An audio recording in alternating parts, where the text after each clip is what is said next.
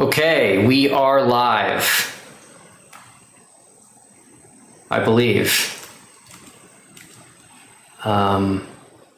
Actually, maybe not. 1 second, everybody.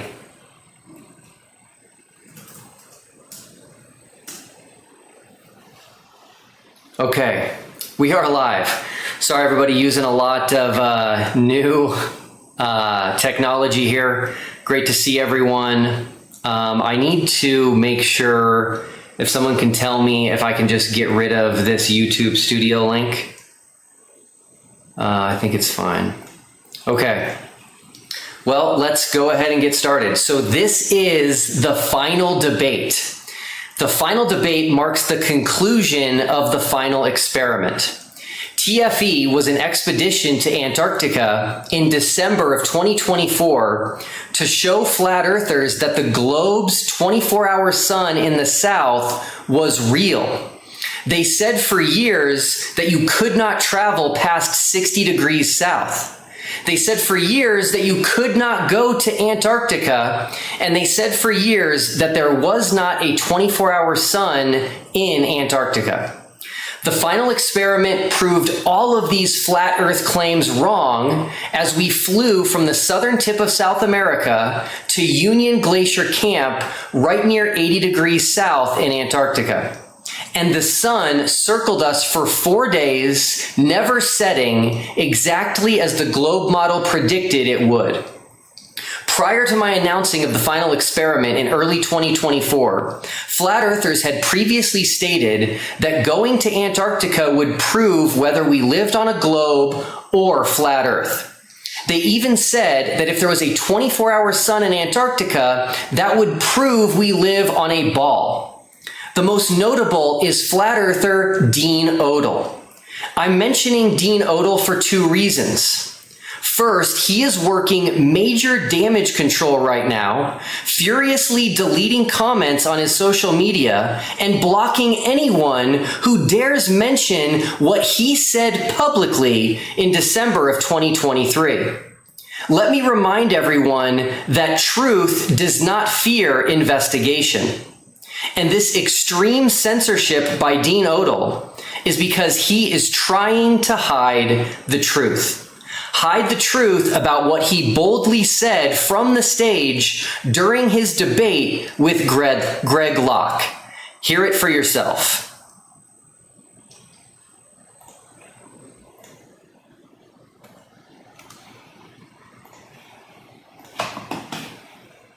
You know, this would be easy to prove, but they hide this from us too.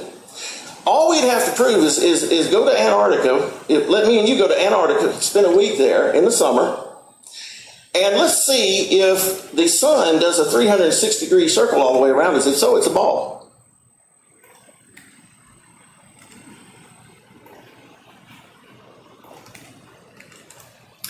As you heard him say loud and clear, traveling to Antarctica and seeing the 24-hour sun would prove we live on a ball.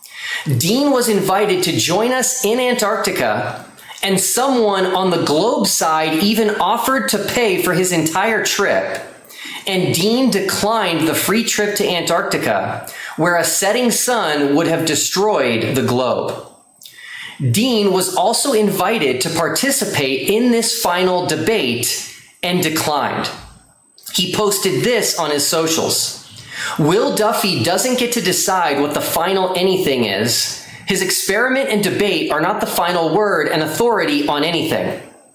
I commented on this Facebook post and reminded Dean that it wasn't me who decided it was final, but rather him. And I simply quoted his own words. This would be easy to prove. All we'd have to prove is go to Antarctica, spend a week there in the summer, and let's see if the sun does a 360-degree circle all the way around us. If so, it's a ball. My comment was deleted within minutes, and I was immediately blocked. Truth does not fear investigation. Dean, your refusal to participate in the final experiment and the final debate, after what you so boldly stated in your debate with Greg Locke, speaks volumes. And your attempt at hiding the truth about what you yourself said by deleting any comments that state this and blocking anyone who even mentions this has earned you the spotlight at the very beginning of the final debate. You can't hide the truth, Dean. So going forward in perpetuity, anyone who watches the final debate will hear exactly what you said from that stage, will see your refusal to have anything to do with TFE and this debate, and will clearly see your attempt at hiding the truth, which I will not stand by and just let happen. Now, let the final debate begin. I created the final debate for 3 very important reasons. First, to show that truth does not fear investigation. When you have truth on your side, there is nothing to fear. I'm not a scientist, I'm not an astronomer, I don't have a PhD, and I'm not an expert in any field related to the Earth and the cosmos. Despite this, I decided to take on the entire flat Earth community worldwide and invited any and all flat earthers to participate in the final debate. I'm just a nobody pastor from Colorado, and I have no idea which flat earthers will show up for this debate or how many. I don't know which arguments they will bring or what evidence they may present. My wife might think I'm crazy, but the reality is truth does not fear investigation. Since I have the truth of the globe on my side, I have nothing to fear. The second reason I created the final debate has to do with the flat earth community's reaction to TFE. We hadn't even returned from Antarctica, and the conspiracy theories already started to spread like a wildfire in the flat earth world. They said we filmed the 24-hour sun in the north 6 months earlier and we're not actually in Antarctica. They said we were maybe in a giant studio somewhere. They said we were using green screens to make it look like we were in Antarctica. They said the 24-hour sun was being created by a giant laser pointer. Dean Odell even suggested that Satan was circling us in the sky in Antarctica disguised as the sun. And so we were really seeing Satan and not the sun. And then when the flat earthers who went with us to Antarctica started abandoning their flat earth beliefs and acknowledging the globe, starting with Jaron Campanella of Jaronism, then the flat earth community started saying that the 4 flat earthers who were part of TFE were actually shills and not real flat earthers and paid off to do this. None of this is true, of course. And not a single shred of evidence exists for these conspiratorial claims, but that doesn't matter as flat earthers think ideas are evidence. Never forget that, flat earthers. You think ideas are evidence. So I created the final debate to give all these flat earthers who think Jaron and Austin and Lisbeth and Jonathan are shills and that we faked the entire trip to Antarctica to have their voice heard. I'm literally giving them the TFE platform to show the world what a true flat earther is and to present their evidence of a flat earth and to show how all of the observations and experiments we did as part of TFE can work on a flat earth. I'm literally rolling out the red carpet here. In the words of Maui from Moana, you're welcome. Now, the third and final reason I created the final debate was to raise money for a charity in Colorado. The Exodus Road, headquartered in Colorado Springs, Colorado, has been fighting human trafficking since 2011. I've been accused by flat earthers from the very beginning of only creating the final experiment for money, but nothing could be further from the truth. I never monetized the TFE channel. I've never had super chats, and I paid a lot of money out of my own pocket to make our trip to Antarctica a reality.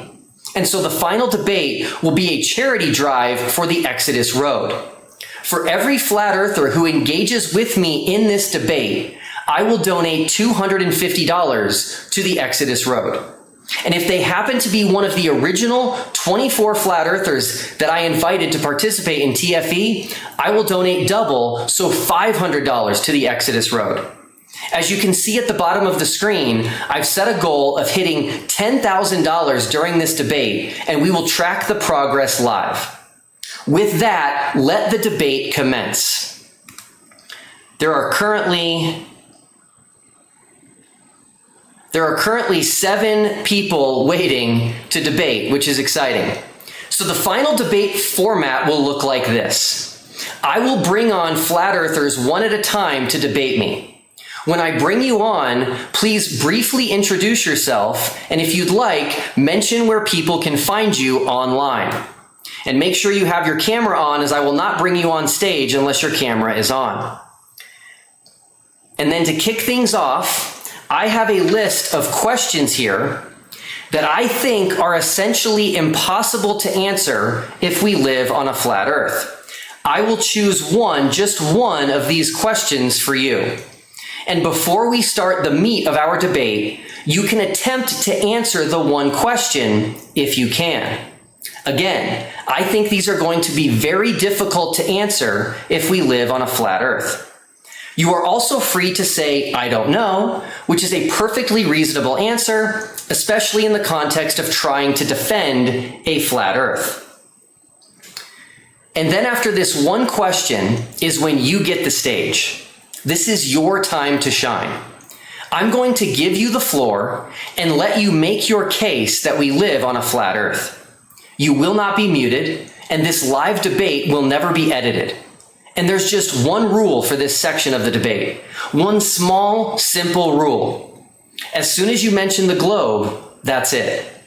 Your chance to make a case for flat earth is finished at that point, and we will move on to the third and final part of our debate, which is the final experiment. Now, why the rule that you can't mention the globe? It's simple. You don't need to mention something that doesn't exist in order to make a case that something does exist. Consider all the books and documentaries and YouTube videos about the globe. Have you ever noticed that they never mention flat earth? That is because you never need to mention something that doesn't exist in order to provide evidence for something that does exist. If you were trying to convince the world that horses exist, would you ramble on about how unicorns are fake? Of course not. You would simply make your case that horses exist and provide evidence that horses exist.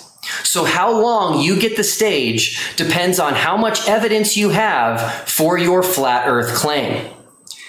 And any mention of the globe whatsoever ends that portion of the debate immediately. We all know you believe the globe is fake, and so there's no need to mention it. A made-up globe can never serve as evidence that the earth is flat. So bring forth your best evidence that the earth is flat and be concise. The last part of our debate will be to discuss the final experiment, specifically the 12 observations and experiments we did on our trip to Antarctica. These are now known as the final experiments, plural, and we have a playlist with that name on our channel covering all 12 in detail. So that we can give an opportunity to all flat earthers who want to join the final debate, and also get enough flat earthers to hopefully hit our goal of $10,000 for the Exodus Road, I will choose one or two from the list of final experiments to discuss with you. Your job is simply this: explain how they can work on a flat earth. I firmly believe that all 12 of these are impossible on a flat earth and completely substantiate the globe. After we dialogue on one or two from the list, we will move on to the next participant. You ready? Let's begin. Okay, I am going to start by adding Awake Souls to the stage. How are you? I'm doing all right. How are you doing, Will? Great. What was your name again? I'm Jason Laufenberg of Awake Souls. Awesome. Can you quickly introduce yourself and let people know where to find you? Yeah, let's see. I've got a channel since 2012. I created it because I had already become aware the Earth was a virtual reality. It wasn't until 2014 that I first started hearing about Earth being fixed and stationary Earth. I researched it, found that the globe can be debunked in many different ways, and prepared to debunk it 12 different ways today. And let's see, there's also a false dichotomy psyop that I've been aware of, and that Okay. is that there's, We'll a single we'll get into this. pressurized pizza dome model. We'll get into this. 8 years ago. We'll get into this. I just wanted to make a quick introduction so that people know where to find you. I'm going to do this. I'm going to give you a little bit of extra time, and here's why. How much time are people being allotted? If this is the final debate, why shouldn't every single person have the ability to debate this in completion? Okay, so we're trying to raise money for the Exodus Road, so we need to get through enough flat earthers to hit our goal. But I'm going to give you a little bit of extra time, and I'm going to tell the audience why. You believe the final experiment is a false dichotomy. I understand where you're coming from, considering the marketing that I used was the AE map. You do not promote the AE map. So I'm going to give you an extra section. Oh, you know what? Hold on 1 second. They don't hear you. And I don't know why. So give me 1 second. I hear you. Yeah. Why would that be? Sorry, give me 1 second. All right. Okay, they're just saying you're quiet. No, that's gonna have to. I've got a really good microphone here. It's a Shure, and it's amplified all the way, and I know how to run streams, so there's an issue on your end, not mine. Okay, 1 second, please. I want to try to fix this.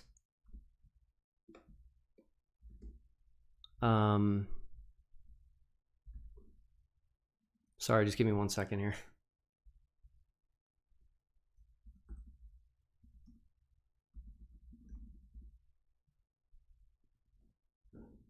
All right, 1 second.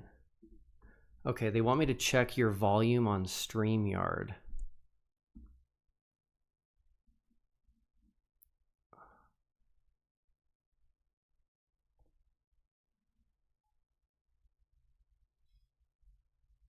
Yeah, I'll keep repeating to people, and maybe at some point you'll get the audio adjusted. But my channel Awake Souls was started in 2012. This was when I already knew the Earth was a virtual reality. It wasn't until 2014, 2015 that I heard about Earth as a fixed plane. That's when I started researching the globe versus the heliocentric model. And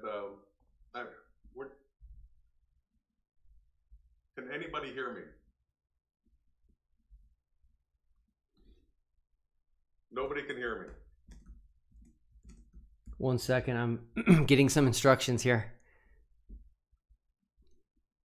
He's telling me he's...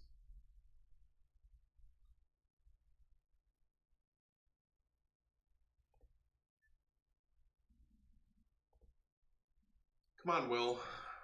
This is your big final debate.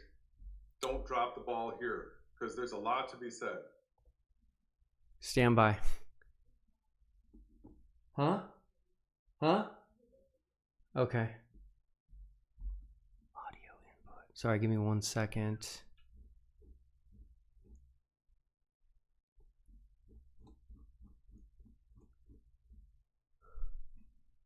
Will is the one that has the controls as far as boosting people.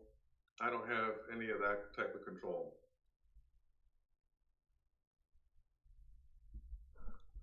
All right, 1 second, guys. Sorry. 1 2 1 2 test test.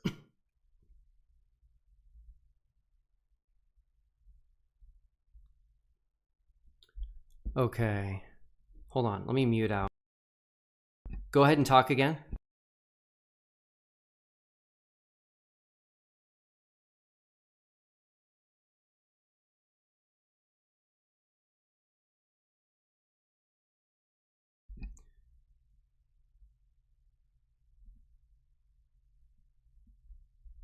This is unprofessional. Sorry, guys. I feel like they're hearing you through my microphone and not through OBS. Okay, 1 second, okay?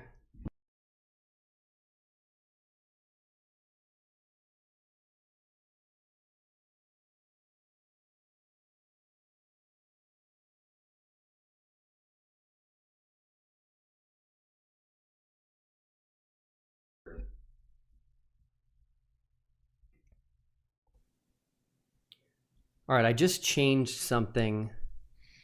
Can everybody let me 1, know if 2, that's check better? in, test, test. Does anybody hear me now? Everybody's just saying it's very low.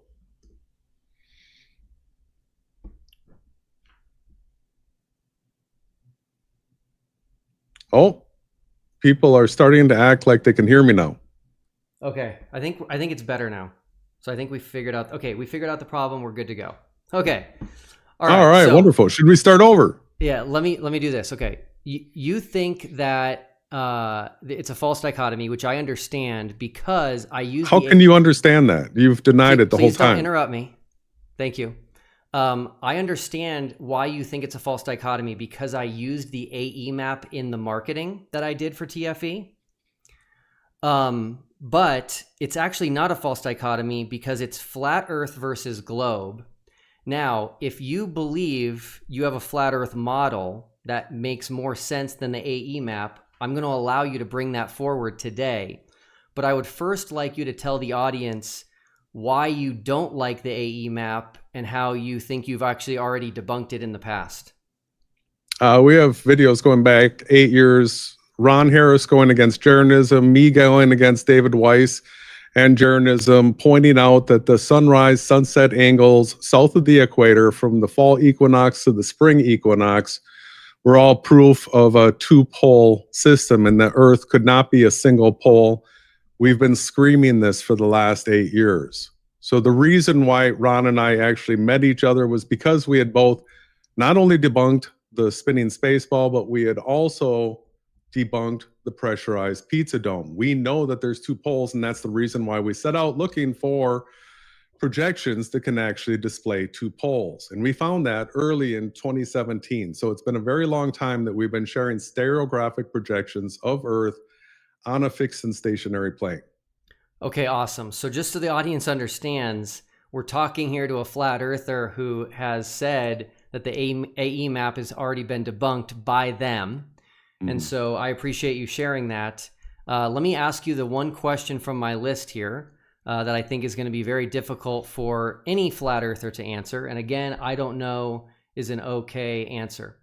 Okay, are you aware that the globe model is predicting a total solar eclipse that will be viewable from Disney World on August 12th of 2045? Are you aware of that? I have looked at the ones out that far, and yes, I've seen that.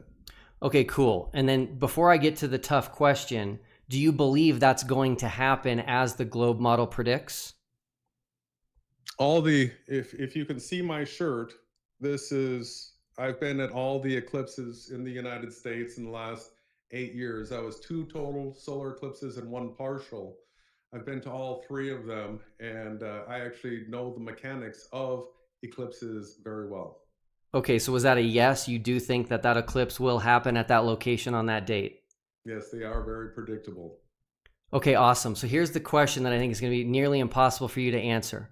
How do we know there will be a total solar eclipse viewable from Disney World on August 12th of 2045? Because there's specific timetables that are involved, and that through the use of 3D modeling like Stellarium and SunCalc and MoonCalc and timeanddate.com, that we can actually find the places where there's an overlap for the viewer of the sun and moon, where there's a position where they do eclipse each other, and that is all proven from a stereographic plane, fixed and stationary plane. We have the models that do it to a 100th of a degree per second. Okay, so just so you know that prediction is based on spherical geometry. Were you aware of that? No. Yes, all it is. measurements are taken from a plane. The only way you can get an angle elevation is from a flat baseline. Hold on. I can't let you go off topic. We're not talking about elevation angles. We're talking about predicting a total solar eclipse in 2045 They do that by using spherical models, and that's how we know it will be visible from Disney World. No, you're making a huge error. In fact, it's probably intentional right here. All elevation angles for the sun and moon are taken from a flat plane, and Okay. that's what you need to know in order to see the overlap of the sun and moon as far as an eclipse would take place in the sky. Elevation angles have absolutely nothing to do with an eclipse prediction. No, Zero. Do you understand how to locate any luminary? You need an azimuth and an altitude. Where does the altitude come from? We're talking about a total solar eclipse viewable from Disney World. We're talking about how it's measured. In 2045. What are the measurements that you use? There's no measurements for this. It's okay. You don't have an answer. What are the measurements for this? Because we're moving on. Elevation angles come from a flat plane. It has nothing to do with elevation angles. So hopefully the audience knows that. Okay, so now is your time to shine. You now get to present your model. All right, so tell me when I'm presented. Okay. All right, so I'm going to screen share now. Yep.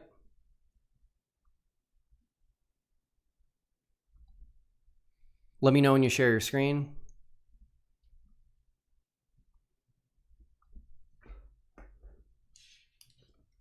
Just press present at the bottom. It is sharing now. Okay, stand by.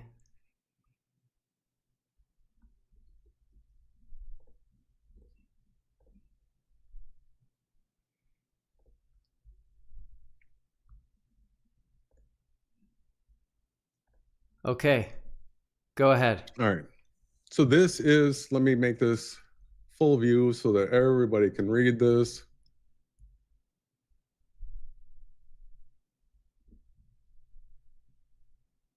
Get that nice and big.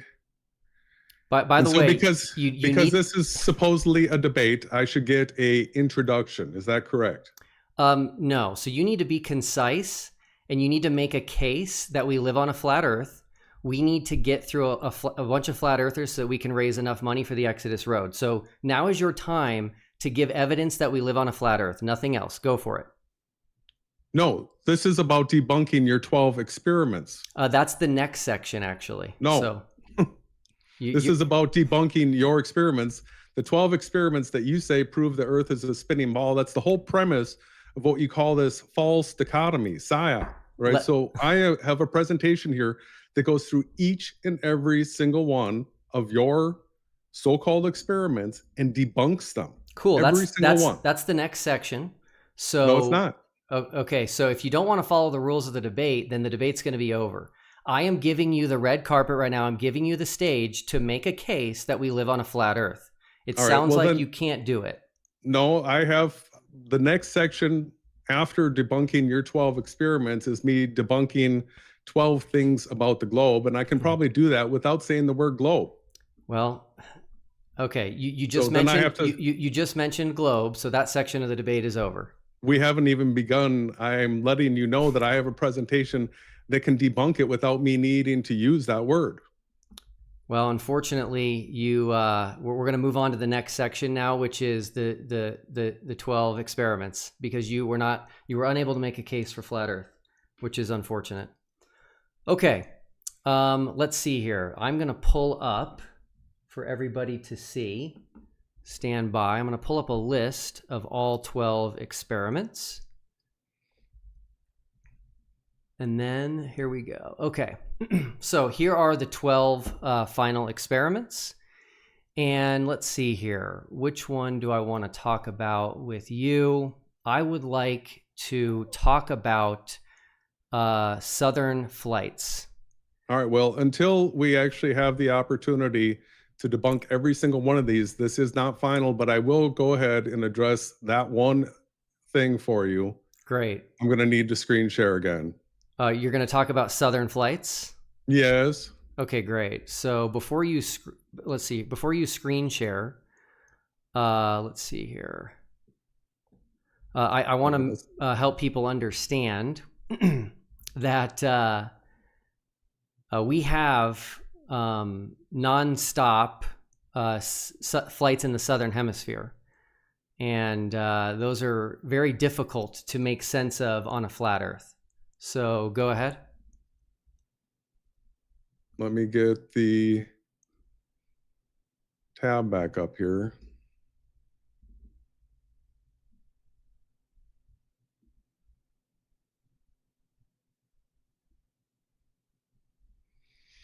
And I just have to go to, what experiment was that? Southern flights. Number. I've got every single one of them here. 6.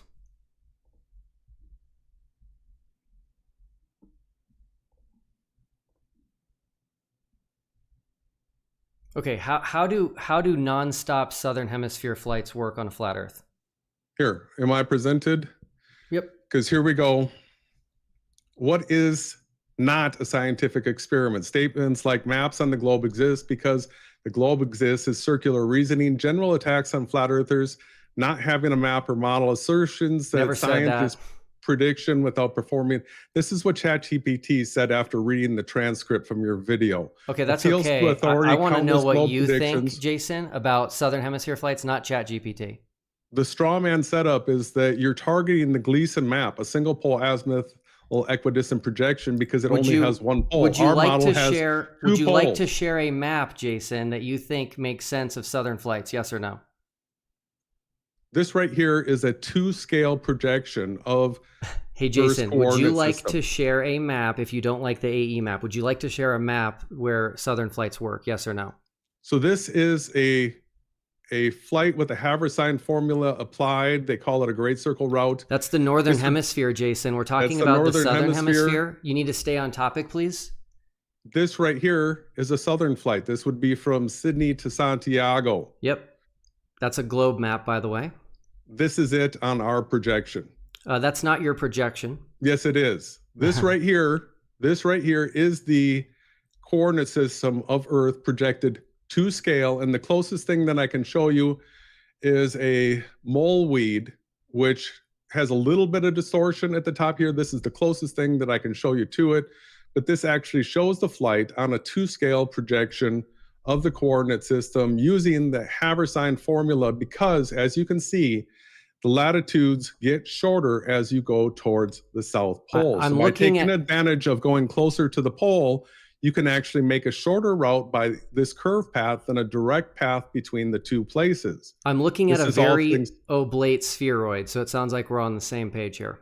I am showing you right here what a 2-scale projection of Earth's coordinate system looks like. This is 21,600 nautical miles wide and 10,800 nautical miles from the North Pole to the South Pole. This is all of Earth. This is it. You can actually get a square footage measurement off of this. This takes everything in the coordinate system into consideration. Okay, I'm just going to be honest with you, Jason. I don't think anybody is any closer to understanding how Southern flights work on a flat Earth. They saw you put up globes and globe projection maps. All of your followers who have been in my comments, and I've seen your map, are wondering right now why you're not showing your actual map. And we all know why, which is that Southern flights don't work on it. This is right here, a 2-pole projection of Earth. So tell me which flight you want to do. I'll do right now from South Africa over to Sydney. So I I'll just want to start see switching here. I want And to see your here map. is the flight route. If an airplane is flying like this is how the coordinate system has to be drawn in order for it to be scale. Oh, let's see. It's on a different tab. I have to switch tabs to actually show you. Do you want to see? Because I can actually show it live right now. I want to see it. I want to see a map that you think works. Yes. All right. So let me reshare this with that tab. This system sucks.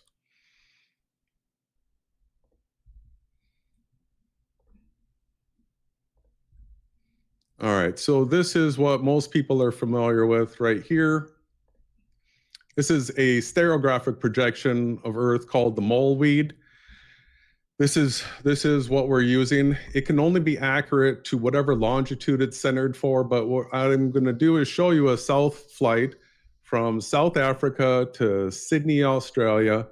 And so wherever you click right here, the coordinate system has to redraw in order to actually get the correct sizes of the latitudes and longitudes. So as you click around here, this is the actual path that a plane, a boat, a swimmer that would take to go from Cape Town over to Sydney, Australia right here. And if you notice, because the coordinate system can only be drawn to scale to whatever it is that you're clicked on, you can never get to a boundary. Okay, real now, quick. This isn't just an issue for us. This is an issue for every person in the world. Hey, Jason. Because this is Earth's coordinate system right here. Hey, Jason. Yeah. When you were moving the map, at one point, half of the United States was split up. Can you please explain how that works? Half of the United States was on the left side, half the United States was on the right side. Is that I've what you're already saying? explained it, but I'll explain it again to you. Okay, great. So the Earth's coordinate system, whenever you click on it, it is only drawing this area right here that is centered accurately to scale. If I click over here, right, it is drawing this area accurately to scale. If I click over here, it is drawing this area accurately to scale. You don't have to worry about anything else around here because the only way Earth's coordinate system can be drawn is if you actually center it to yourself. Okay. So there is no possibility of getting to a border because the coordinate system, this is a virtual reality. I don't know if have you ever heard of a virtual reality before? Yes, I have. Do you understand how they work? I do not know. Okay, they have a 3D Cartesian coordinate system in it. And if you want to have a sky as we do, right, this is how it works. This is what they use. It's existing Awesome. technology already. Okay. Hey, Jason, I appreciate it. I think, I don't think what you said is going to be convincing to anybody, but we got to move on. All right. Well, this is not a final debate. In fact, the document that I have gone through and examined all 12 of your experiments, and we have debunks of every single one of them. I had 12 debunks of the globe prepared, and then if you made it through all that, I was going to show you how the SBVR model explains all 12 of your experiments. Thank you. But I guess we will have to do that on our own. And sayonara to you. Thank you. Bye. Take care. Bye-bye. Okay, awesome. So good news is we have just raised $250 for the Exodus Road. So we'll go ahead and update the meter there at the bottom so we can keep track of it. And the next flat earther that I'm going to be bringing on stage is Steven Alonso. Steven, how are you? Hey there, good. Test. Can you hear me all right? I can hear you. Yes, I can hear you loud and clear. And I think we got the audio figured out, which is exciting. I'm just going to move my top left URLs down so they can see it. Awesome. Got a little less room to present than I originally prepared for. One sec, hold on. No problem. If you'd like, just to do a real quick, brief introduction of yourself and where people can find you. Yeah, so for those of you who don't know me, I'm Steven Alonso. The last time I was on here with Will, I think it was back in March, where we discussed maybe it might have been 3 of the final experiments. I'm actually going to put this down here. And for anyone who wants to find me, I would recommend YouTube first, just to see what I'm about. If you like what I talk about, you might like my content. So that's the Journal of Geocentric Cosmology. And then we have a website as well. And then more so recently, it's been the fitness that I'm focusing on. So last time, Will, when we talked, I was 170 pounds. Let me put that up here just so you can kind of see the difference. So it's kind of funny now to weigh 20 pounds more, but look better than I did before. So that's been a big change. And I track my weight every day, so I know that the weekly average is actually correct. So to be at 190 pounds now and looking better has been great. So that's the Flat Earth Fitness muscle building program that I've been consistent with now for 6 months. And anyone who wants more fitness advice, that'd be the stevenalonso.fitness. Thanks for having me on, Will. Awesome. Thank you. Cool. So let me start with the one question I think is going to be very difficult for you to answer. Okay, sounds fun. I'm ready. I will state that I am not in any way trying to say that you're not smart when I ask you this question. And this question is not about you. It's about the flat earth community as a whole. Okay? And here's what the question is. Why is it that there is a complete absence? There's supposedly, and I believe it, millions of flat earthers in the world. Why is there a complete absence of flat earthers that have a PhD? Now, again, I don't have a PhD. I don't have a PhD. It's very strange to me when you have this entire movement of people that are trying to say they know better than everyone else, and not a single one of them has a PhD. Why do you think that's the case? I would say it would have to come to the career path they chose. So if you're going to be a public-facing flat earther, you're most likely not going to be working in a field that requires a PhD. So just off the top of my head, you're not going to be teaching at your local city college if you're also publicly making content about flat earth. So I think it comes to a career decision at someone's point in life. What path do they want to go down to? Do they want to be able to do whatever they want and have entire freedom? Or do they want to be kind of more focused in a narrow path where they got to kind of be careful about what they say? And I'd like to clarify too, a PhD is not necessarily intelligent. It's more about knowledge. Yes, for sure. But you're right. That's a very fair question to ask because it does show that there is, I don't know, an anomaly, you could say, that should be addressed for sure. Yeah, I definitely think that it's an anomaly for sure. There's a lot of different, conspiracies and theories and ideas out there that have, large followings. And I don't know if there's another one where there's a complete absence of PhDs. So it's just something for people to think about. Okay, Stephen, now is your time to get the stage. So again, I want you to make a case that we live on a flat earth, and the only rule is you can't mention the globe. So yeah, for sure. Fire away. Let me just see the quality of my presenting. I'm just going to check on my phone to see how it's looking since I don't have the thing up on my computer. That looks great. Unless you want to use the present from StreamYard. I don't think I need to. It tends to be more messy that way, and it'd just be me more rambling rather than stuff like I know that I've studied and can make a case for. So Okay. I guess one of the reasons why I would believe in flat Earth is I guess the sky observations that we observe in our daily life, they have to match some map or some model that we believe we live on. So the sun's analemma is one of the first things that beginner flat earthers get introduced to. We look up in the sky, take the same picture over a year, and we know based on the sky that there's going to be a smaller loop in the north and a larger loop in the south. This alone isn't debated. We can just go outside and observe this. The question comes when we try to fit it to a specific model. How do we fit that smaller loop in the north and the larger loop in the north? For example, if we try to use the South Polar AE model, it wouldn't work because that would mean we have a larger loop in the north and a smaller loop in the south. So we can falsify the South Polar very, very easy. Stuff like the oblique Mercator stereographic that the Awake Souls were presenting, the analemma also wouldn't work on that projection either because we know the sun's ground position. It has a latitude and longitude that isn't really debatable, and we have to make it fit to some model.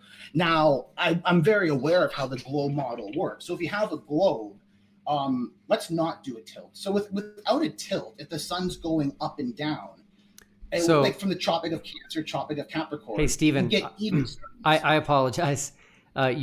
So it better fits flat Earth. You brought the globe into it. That's okay. So we're I was gonna, trying to say how it also works. I don't want people to think something can only work on flat Earth. I always try to approach it from a senior level where I explain both concepts to people and then let them choose what is how they think better. cool. But yeah, so the sun's analemma makes So- more sense to me on flat Earth, and that's one of the reasons why I choose to believe in flat Earth.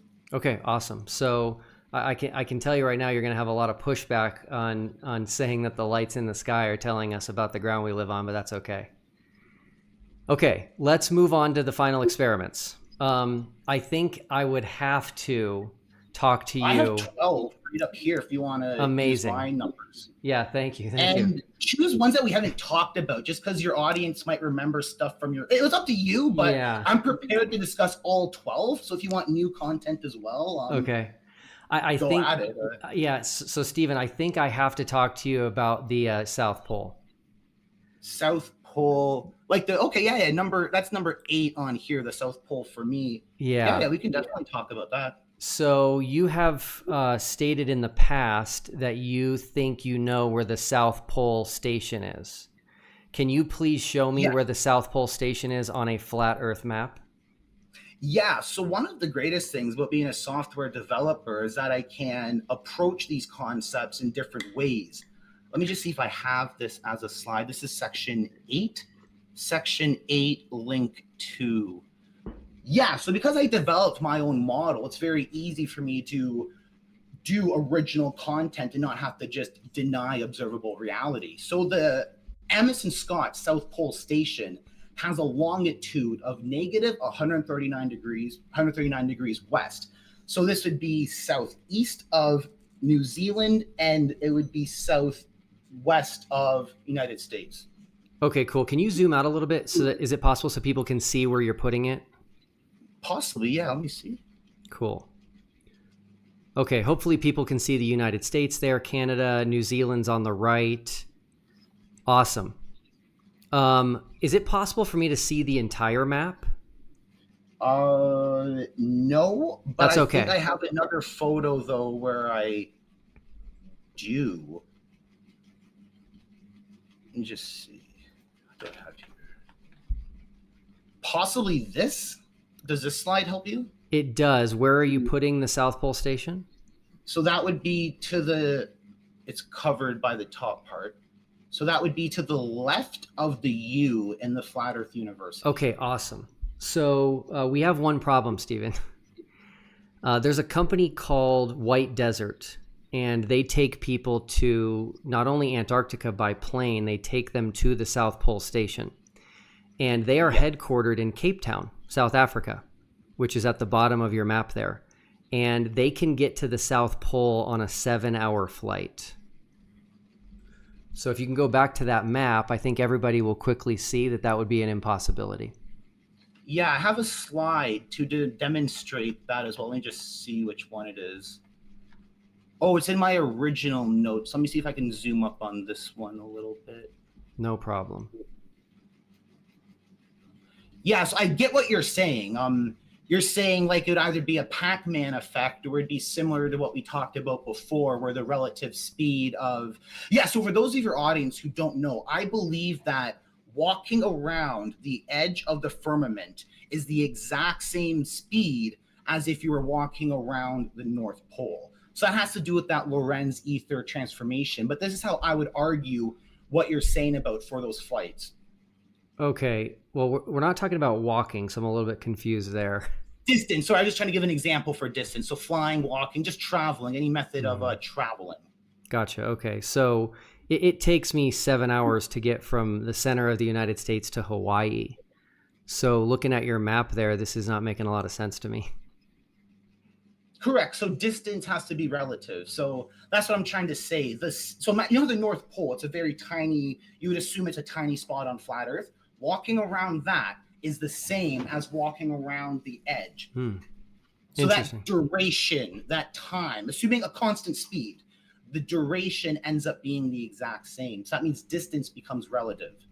So to give the extreme example, just so we don't waste a lot of time, I do agree that flights match the globe and that the flat Earth does measure to a globe. Okay, I appreciate that. It sounds like I could possibly break the 4-minute mile if I just do it in Antarctica. No, because the distance measures to the globe. So that's the thing. No one actually knows they're traveling at relativistic speeds. Like, for example, the Antarctica yacht races, like this is all well documented. No one's actually traveling that. Well, they are, but they don't know they are because it's from the observer's frame of reference. Okay.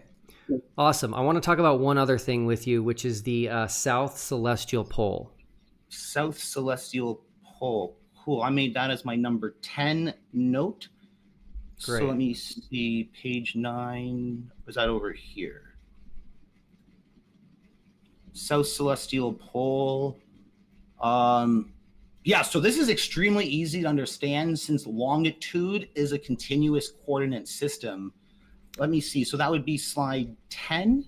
We need to get experiment 10 link up. We can look at this from two ways, I guess. So this one that we had over here is a perfect way to. Yeah, I want people to introduce the understand. topic. I want people to understand your model and why it differs from the globe model. So the globe says that there's only one south celestial pole and that it's only visible from one geographic location. Your model says there's an infinite number of south celestial poles and it's visible from an infinite number of locations.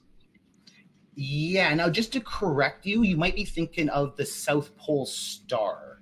The South Celestial Pole is an abstract location that absolutely is visible 100% of the time. I'm not sure if we're talking about two different things. Well, you've said to me before online that you believe there's an infinite number of south celestial poles, and I think your sheet you just brought up said that. The South Celestial Pole is this dot right here, that little dot in the middle. Mm-hmm. So yeah, there's infinite of them. You can look 5 degrees to your left and you'll be looking at another focus point. So it's an arbitrary, all it means is wherever celestial declination of -90 is, that's your South Celestial Pole. So yeah, so just to clarify for the audience, in your model, if two different people were in Antarctica and went to 90 degrees south and they were nowhere near each other, they would both have a south celestial pole directly above them.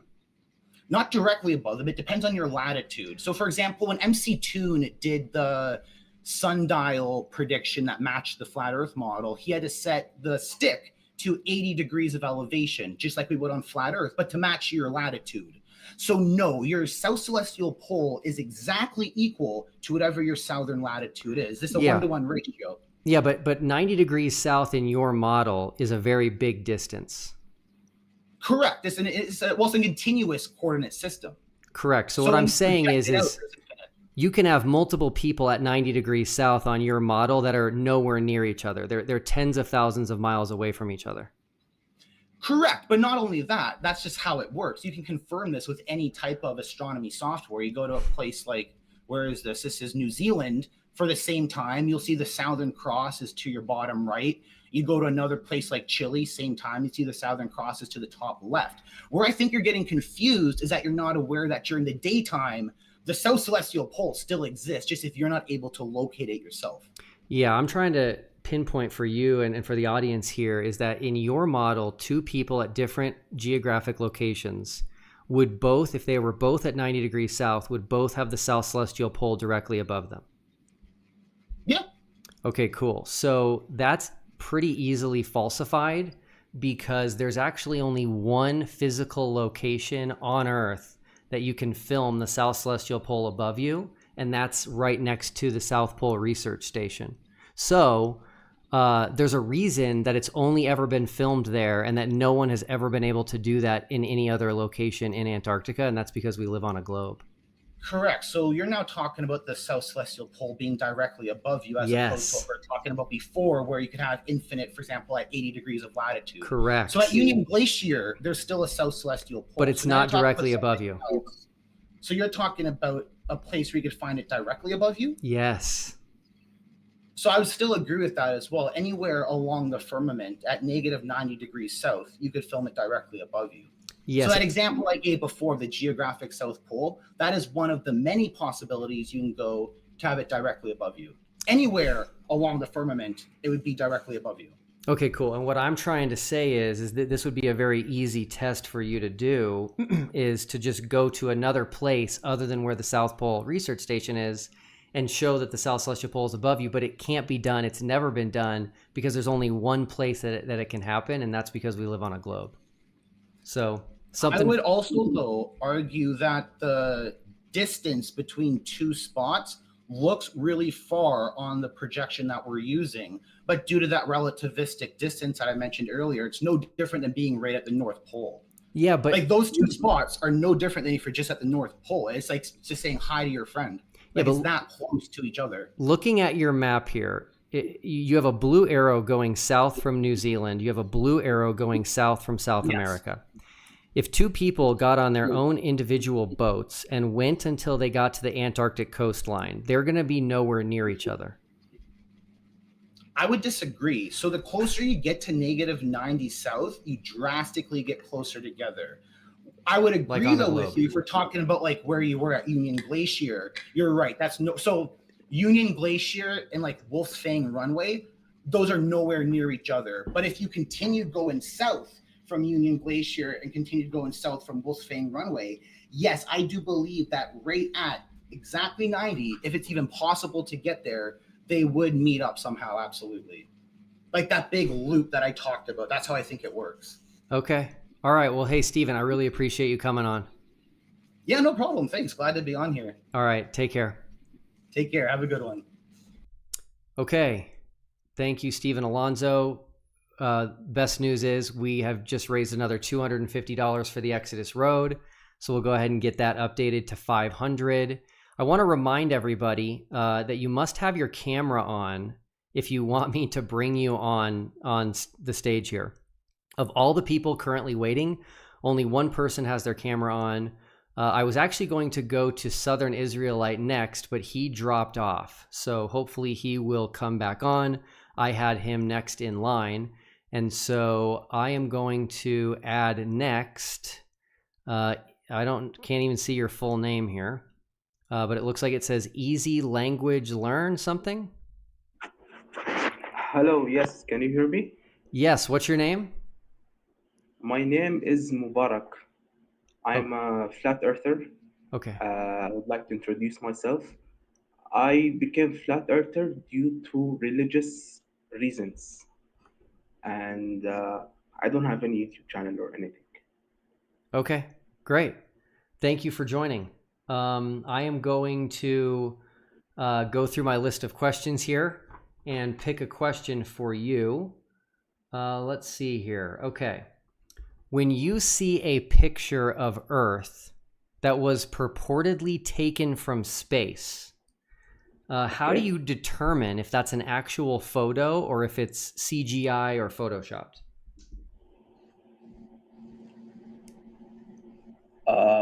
I have no idea, but I consider all of them to be fake or use fisheye lens. Okay, so this is important, right? Is you're making the decision to say a photo is fake. And so I'm asking you why you're making that decision. What's leading you to look at a photo and deciding that it's fake?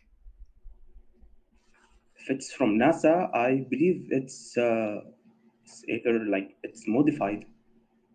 This is Okay. what I believe. And I think they use fisheye lens. This is why I think it's modified. Okay, I actually don't like to talk about logical fallacies, but I'm going to real quick with you. Have you ever heard of a logical fallacy called begging the question? Begging the question? No, I'm not familiar with that. Okay, so the begging the question fallacy means that you are assuming your conclusion. So instead of coming up with premises that lead to your conclusion, you're assuming it. That's what the begging the question fallacy is. It has a bad name. What I hear you doing is something similar, which is that you're coming to the conclusion that a picture is fake because you're assuming your conclusion that it's fake and that space is fake. I think what would be a better method would be to have a way of determining and testing whether something's real or not. Because the problem is I think you're going to run into a problem, which is if someone actually presents you with real evidence, you're not going to take it in and process it. You're just going to discount it and discard it automatically. Yes, I will discard it. If it goes against my religion, I will discard it. I think you should do the same. I think you should disbelieve your eyes when your Bible says the earth is circle. Okay, cool. All right, let me give you the floor, Mubarak. Okay. Tell me why you think the earth is flat. Make your case. And again, the only simple rule is you can't mention the globe. Okay. Your holy book says in John 11:41, Jesus looked up and said, Father, I thank you that you have heard me. Now Jesus is in Jerusalem and he looked up towards the Father. Now, I don't want to say the forbidden word, but if the earth is a sphere, then up in Jerusalem is different from up in America. They will be opposite because Jerusalem is the opposite of America, right? Yes, So Mubarak. I'm so sorry. You mentioned the globe. So by mistake. we got to move It's on. We got to move okay on. by mistake, but I will It's not okay. repeat that note Yeah, again. it's okay. How familiar are you with the final experiment? Did you follow everything that we did? Yeah, I am familiar with it, but you did not let me make my case. I'm I was going. sorry. It's okay. You broke the one rule, which is that if you're trying to prove something exists, there's no reason to mention something that doesn't exist. And so the only rule is you just have to make a case for flat Earth without mentioning the globe, and you mention it right at the beginning. So it's okay. Now we're going to talk about the final experiments. Are you familiar? No, it's not okay because I was quoting your Bible. You should respect your Bible. Well, And I said it by mistake. it's So okay. you should let me finish my case. I'm sorry, Mubarak. I have to have these rules because we're trying to get through enough people to make sure we raise enough money. So I want to give you your time, but we also have to just follow the rules. But it's okay. You still have more time to talk. Are you familiar with Critical Think's experiment on the weight variation, which is number 10 here? Are you familiar with that? Mr. Will, I would Yes. like to ask you if you will let me finish my case or not. I'm so sorry, Mubarak. I have to abide by what I said because I'm going to treat everybody the same. Anybody else Okay. does it, I had to let them go. So Okay. Thank you very much for your time. And I am very disappointed that you did not let me complete my case regarding your verses of the Bible, considering you are a pastor and a high man in your religion. Thank you very much okay. and have a good day. Thank you. Bye-bye. Okay. All right. Well, it's okay. That happens, right? It's like sports, right? You make a mistake, you get penalized, and you gotta live with it. But the good news is we just raised another $250 for the Exodus Road. We'll go ahead and update that to $750. We are making pretty good progress. We're about an hour in, and we're not quite 10% to our goal, but we'll see what happens. Okay. Let's see. I've got up next, it looks like Kevin Samuel. Is that your name? Yes, you hear me? Yes, I can. How are you? I'm great. Kevin Samuel Poe on YouTube, and I do tests, physical tests, and yeah, looking at your trip also, and yeah, I can tell some things from the old guys, from your old guests, what I like to correct, or what from your questions, that there is one or two doctors, like Dr. Michael Heffron is not physicist, but he's a doctor, flat earther. But there's a theoretical physicist, Stephen A. Young, yeah, for example. Okay, cool. I know. All right. Well, thank you for being here. I'm going to start by asking you one of these questions here off the list. Actually, I'm going to share my screen because I want you to see a picture before I ask you the question. Okay. Mm-hmm. So let's get this up here for everybody to see. Okay, cool. You can see that okay? Yep. Okay, awesome. So here's my question for you. It's this. Why has there never been a single flat earther using any equipment, whether it's a P1000 or a telescope? Why has not a single flat earther ever been able to zoom in on a setting sun like this over the ocean and bring it back? There is an angle to the bottom, which is too narrow at one point, that you can't see the sun anymore. But to make the case for the sun is circling and not, and the Earth is flat, you can see the sun disappearing and vanishing into the horizon sometimes on a very clear days. On the opposite, but you can go up on a flat Earth as well. You increase the angle on the bottom and you will see the sun. You can scale this small scale with lights. We did this, and also the density on the bottom is higher, but the most valuable here is the the angle on the bottom, which is too narrow, and every lens we are blended with thinking we can see forever, but every lens has an edge of vision. I'm German, I don't know the technical term in English, but there is a limit Okay, to every so telescope. I guess what I'm confused about is what's blocking the bottom of the sun here? It's an optical thing. There doesn't have to be anything in, but it can be even clouds and mountains far away, also demonstrated, but it's not the main thing. It will happen due to the angle anyways. We can demonstrate this, but we are also looking forward for tests showing that smaller, this is what I like to do next experiment, that if you decrease your lens, like I say the eye has a limit and everything, big lights come from the outside, we can use a smaller lens than the eye and show that lights has a smaller edge of vision. We have a smaller edge of vision there, and lights go on the in a curved path there as well. Okay. We have to demonstrate this, but Yeah.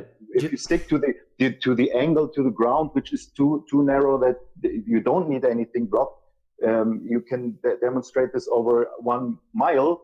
That you can try to go very low, and we made small things disappear over a mile like this because you're too narrow to the ground. So it's you cannot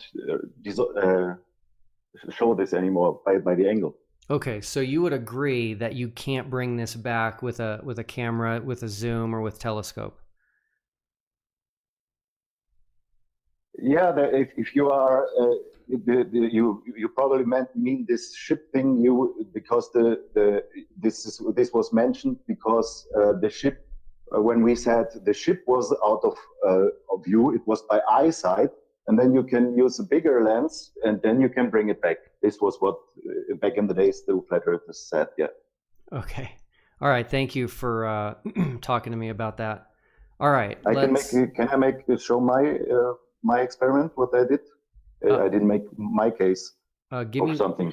Yeah, sorry. Give me 1 second here. I just got to fix the screen. Okay, Kevin, this next part is your chance where you get the stage, you get the floor, you get the mic, and you need to make your best case for everybody listening why we live on a flat earth. And again, one simple rule, you can't mention the globe, so fire away. Yeah, I have done the real final experiment, what I call it.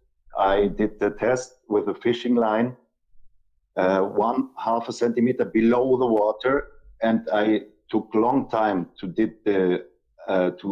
use the cord to have a string with exactly the same density as water, and I pulled it 2.68 kilometers straight, and it was below the lake I was in, so water's tension doesn't play a role.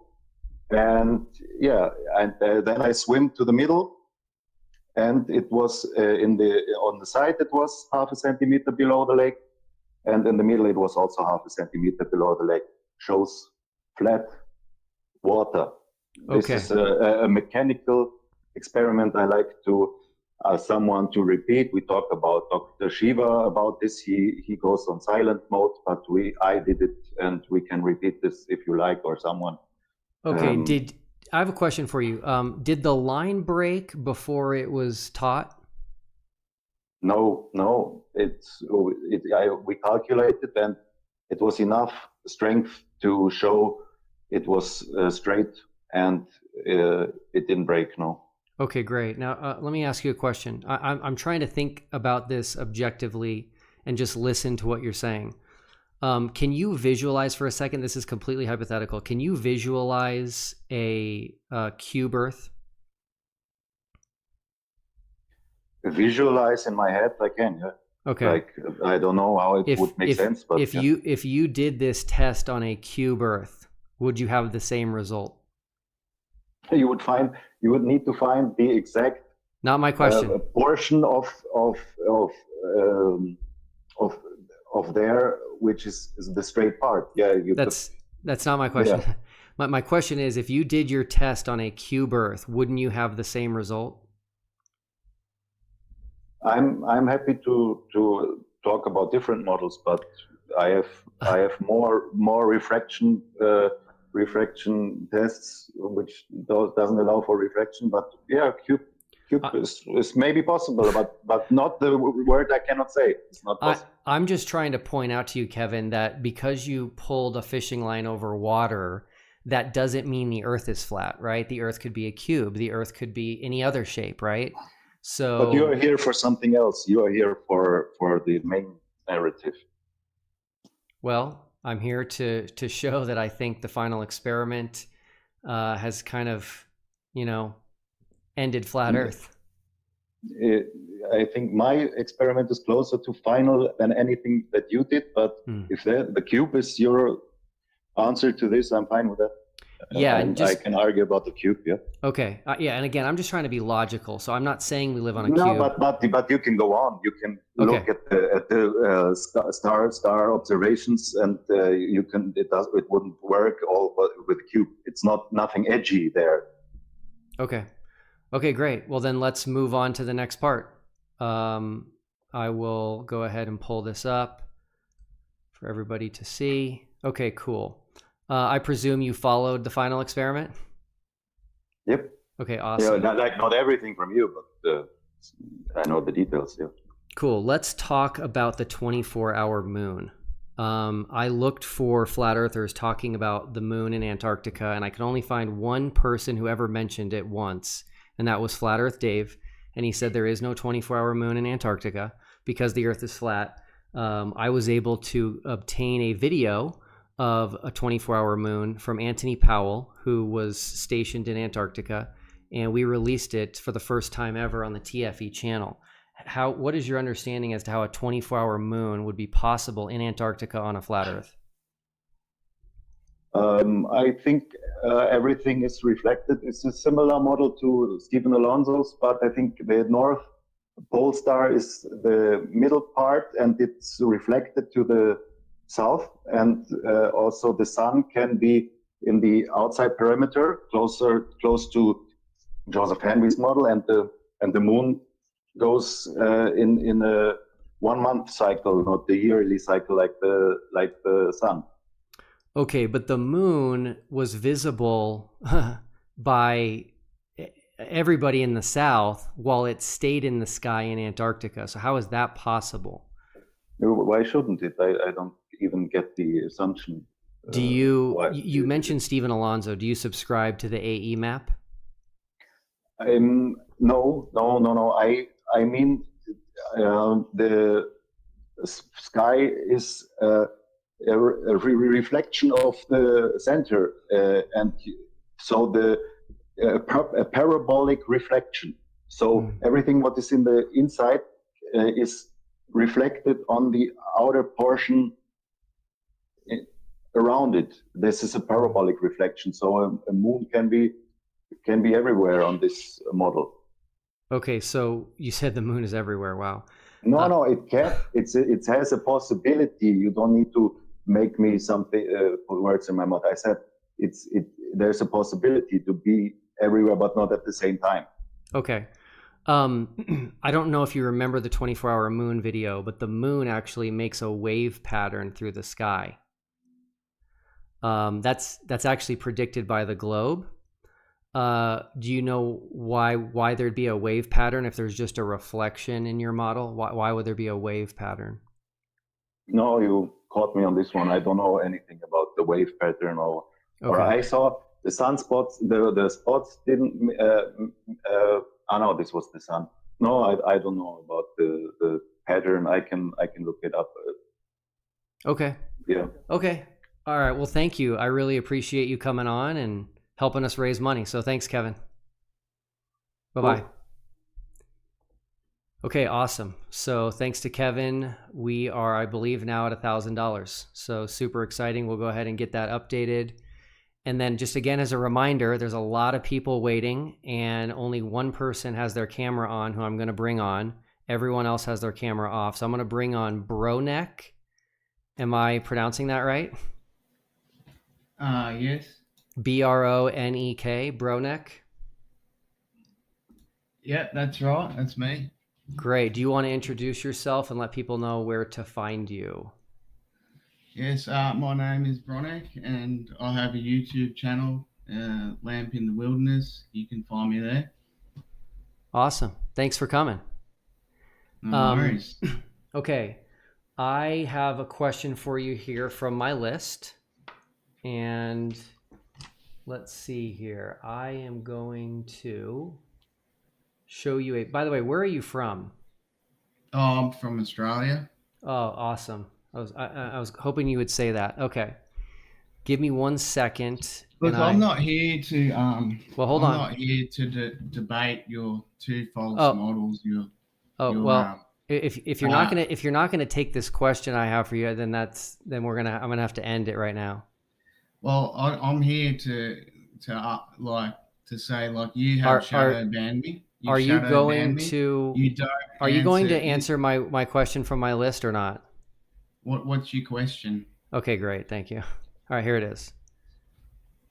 I mean, you don't let anyone answer your questions anyway. I watched you okay. debate, try to. You're a perfect debate. You're a perfect person for this Jason, question. Since you live in Australia. Since you live in Australia, which one of these is the actual shape of Australia in reality? The bottom one. Okay, perfect. Thank you. So I appreciate your answer. You actually got it right. The of AE map. I live here, mate. Okay. But I'm not down under. All right, mate. Well, so I don't have to justify every detail of the SBVR model. But you call this is a rigged debate. You've removed the SBVR model from the stage since the beginning. You shadow ban me. None of my comments show up in your videos. You laugh all you want, Will. I did not shadow. History won't laugh with you. It'll remember you censored the third option. Okay, so I didn't censor the third option. This isn't the final debate, Will.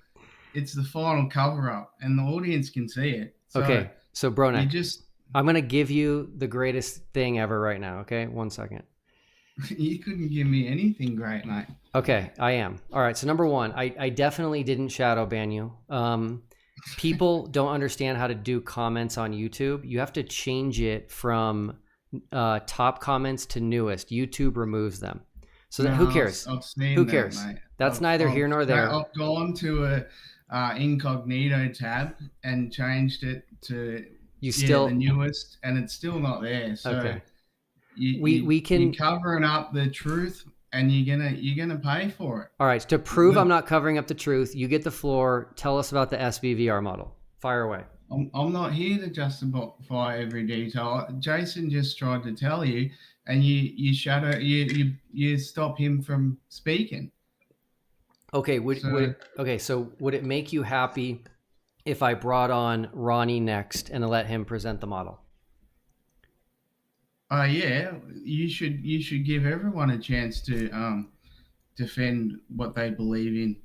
Considering you're holding like you're just blocking people. You're debating two fake models. You're leaving the third option out on purpose.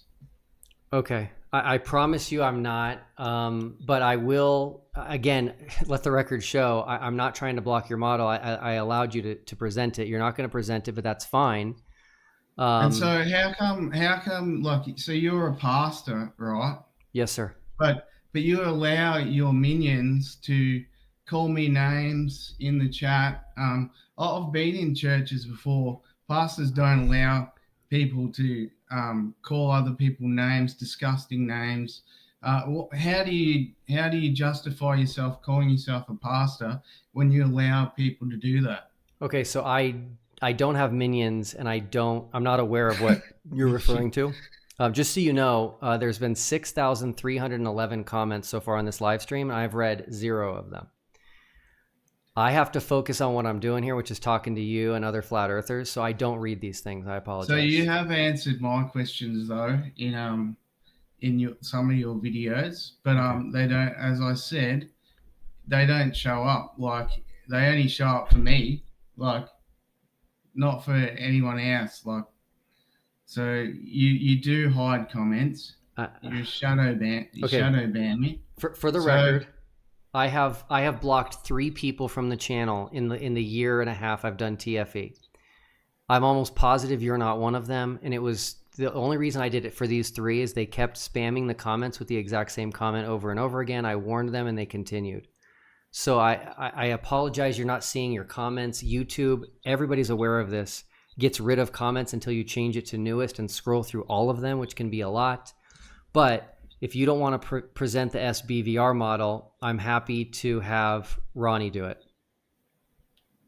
Jason just presented it, and you wouldn't let him. Ronnie's in the back room right now. His camera is on, and so I'm willing to let him on right now and present it if you'd like.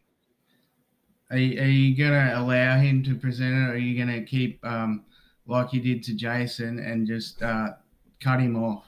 No, I will allow him to present it. Well, go ahead then. Okay, thanks, Bronek. Thank you for coming. Appreciate it. No worries. Bye-bye. Okay, cool. All right. So again, that's exciting. Bronek, thank you for coming. So just so everybody understands, he did confirm that as an Australian, that the Australia on the globe is the accurate shape of Australia and not the Australia on the AE map.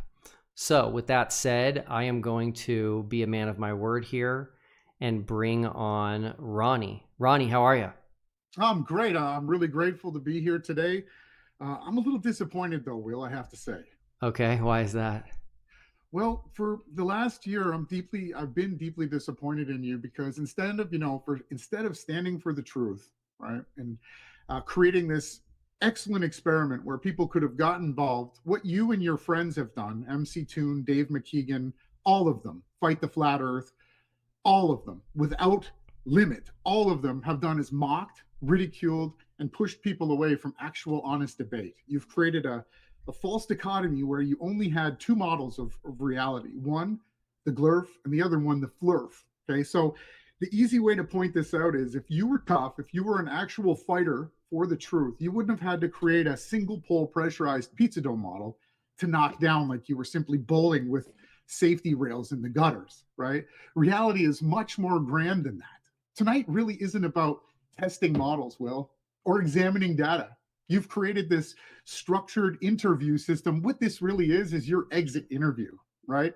You've already announced that you're walking away. You're done. This will be the last thing. You're going to have clips of this that are going to go in your Joe Rogan starred podcast. You're going to walk away. All you've done is mock innocent people, hide the actual truth. And in a sense, Will, you've already lost. You lost the debate before you even started it because while you quit and move on, we're never going to stop. We don't retire.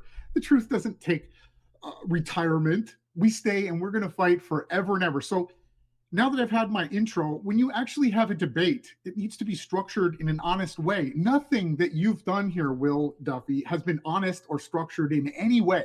And this is a call out to Fight the Fat Earth, Dave McKeegan, Ryan, Michael Toon, every single one of you, you are all openly challenged to actual debates. We'll go on any platform with any moderator. You guys can get as many super chats as you want. We do all this for absolute free. So you've set up today this supposed quote unquote your final debate, right, Will? Which it is, thankfully. You can exit off the stage because all you've done is mock, ridicule, censor, and block. You've blocked YD. You've blocked half the people who watch our content because we believe in another version of reality. And guess what, Will? It has 2 poles on a flat stationary plane. So today you've come up, let's do your debate. I'm going to come into your ring and your rules. Tell me the rules. Let's do it. Thanks, Ronnie. I appreciate it. By the way, for the record, I'm against the mocking and I'm against the ridicule. And I have said... That's a lie. Huh? Everyone's witnessed it. You're lying. Oh, okay. You've been a jackass, treated everyone like absolute crap the entire time. So don't try to pretend that you haven't. Everybody in the whole world, all of creation is watching. Continue. Okay. So... I asked you for the rules. Let's Have the debate your way. You want to ground and pound, you want to stand and spar. You've created 3 systems of a debate, right? I didn't know about it until today. Is that true? Yes. Okay. You just came out with the rules today. So that's correct. Tell me the rules. Let's do it. I'm ready. Okay, awesome. I am going to ask you a question from my list here. Sure. Okay, cool. If you were in the southern hemisphere, how would you figure out the cardinal directions north and south? How easy of a question. So obviously I would cite my location by using the sigma octans region of the sky at 180 degrees south. Next question. On a flat stationary plane. Okay. I need to see that, by the way. I told you. Let's continue. What's your next question? Well, no. Okay, that's fine. I want to see what Give me all of your questions. No, this is great. You just described the globe. If there's a flat Earth, you don't believe that there can be. Hold on, I did not in any way. And now you're using the word. I'm not allowed to say that word you said, right? Or is that in your next section? So first off, just because you believe there's 2 poles in the sky, that doesn't intrinsically tie it to a, you know what, space ball.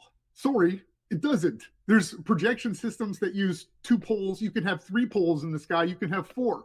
Why would you limit to a straw man fallacy like you have? False dichotomy, Will. You're exposed again in front of all of creation. I'm not, Ronnie. You just said you created a false dichotomy and you used a single pole pressurized pizza dough model, which if you've checked, I've timestamped a live interview with Jaron Campanella, who you used in your final experiment, which is actually an observation. They aren't scientifically in any form, shape, or way, which we're going to get to.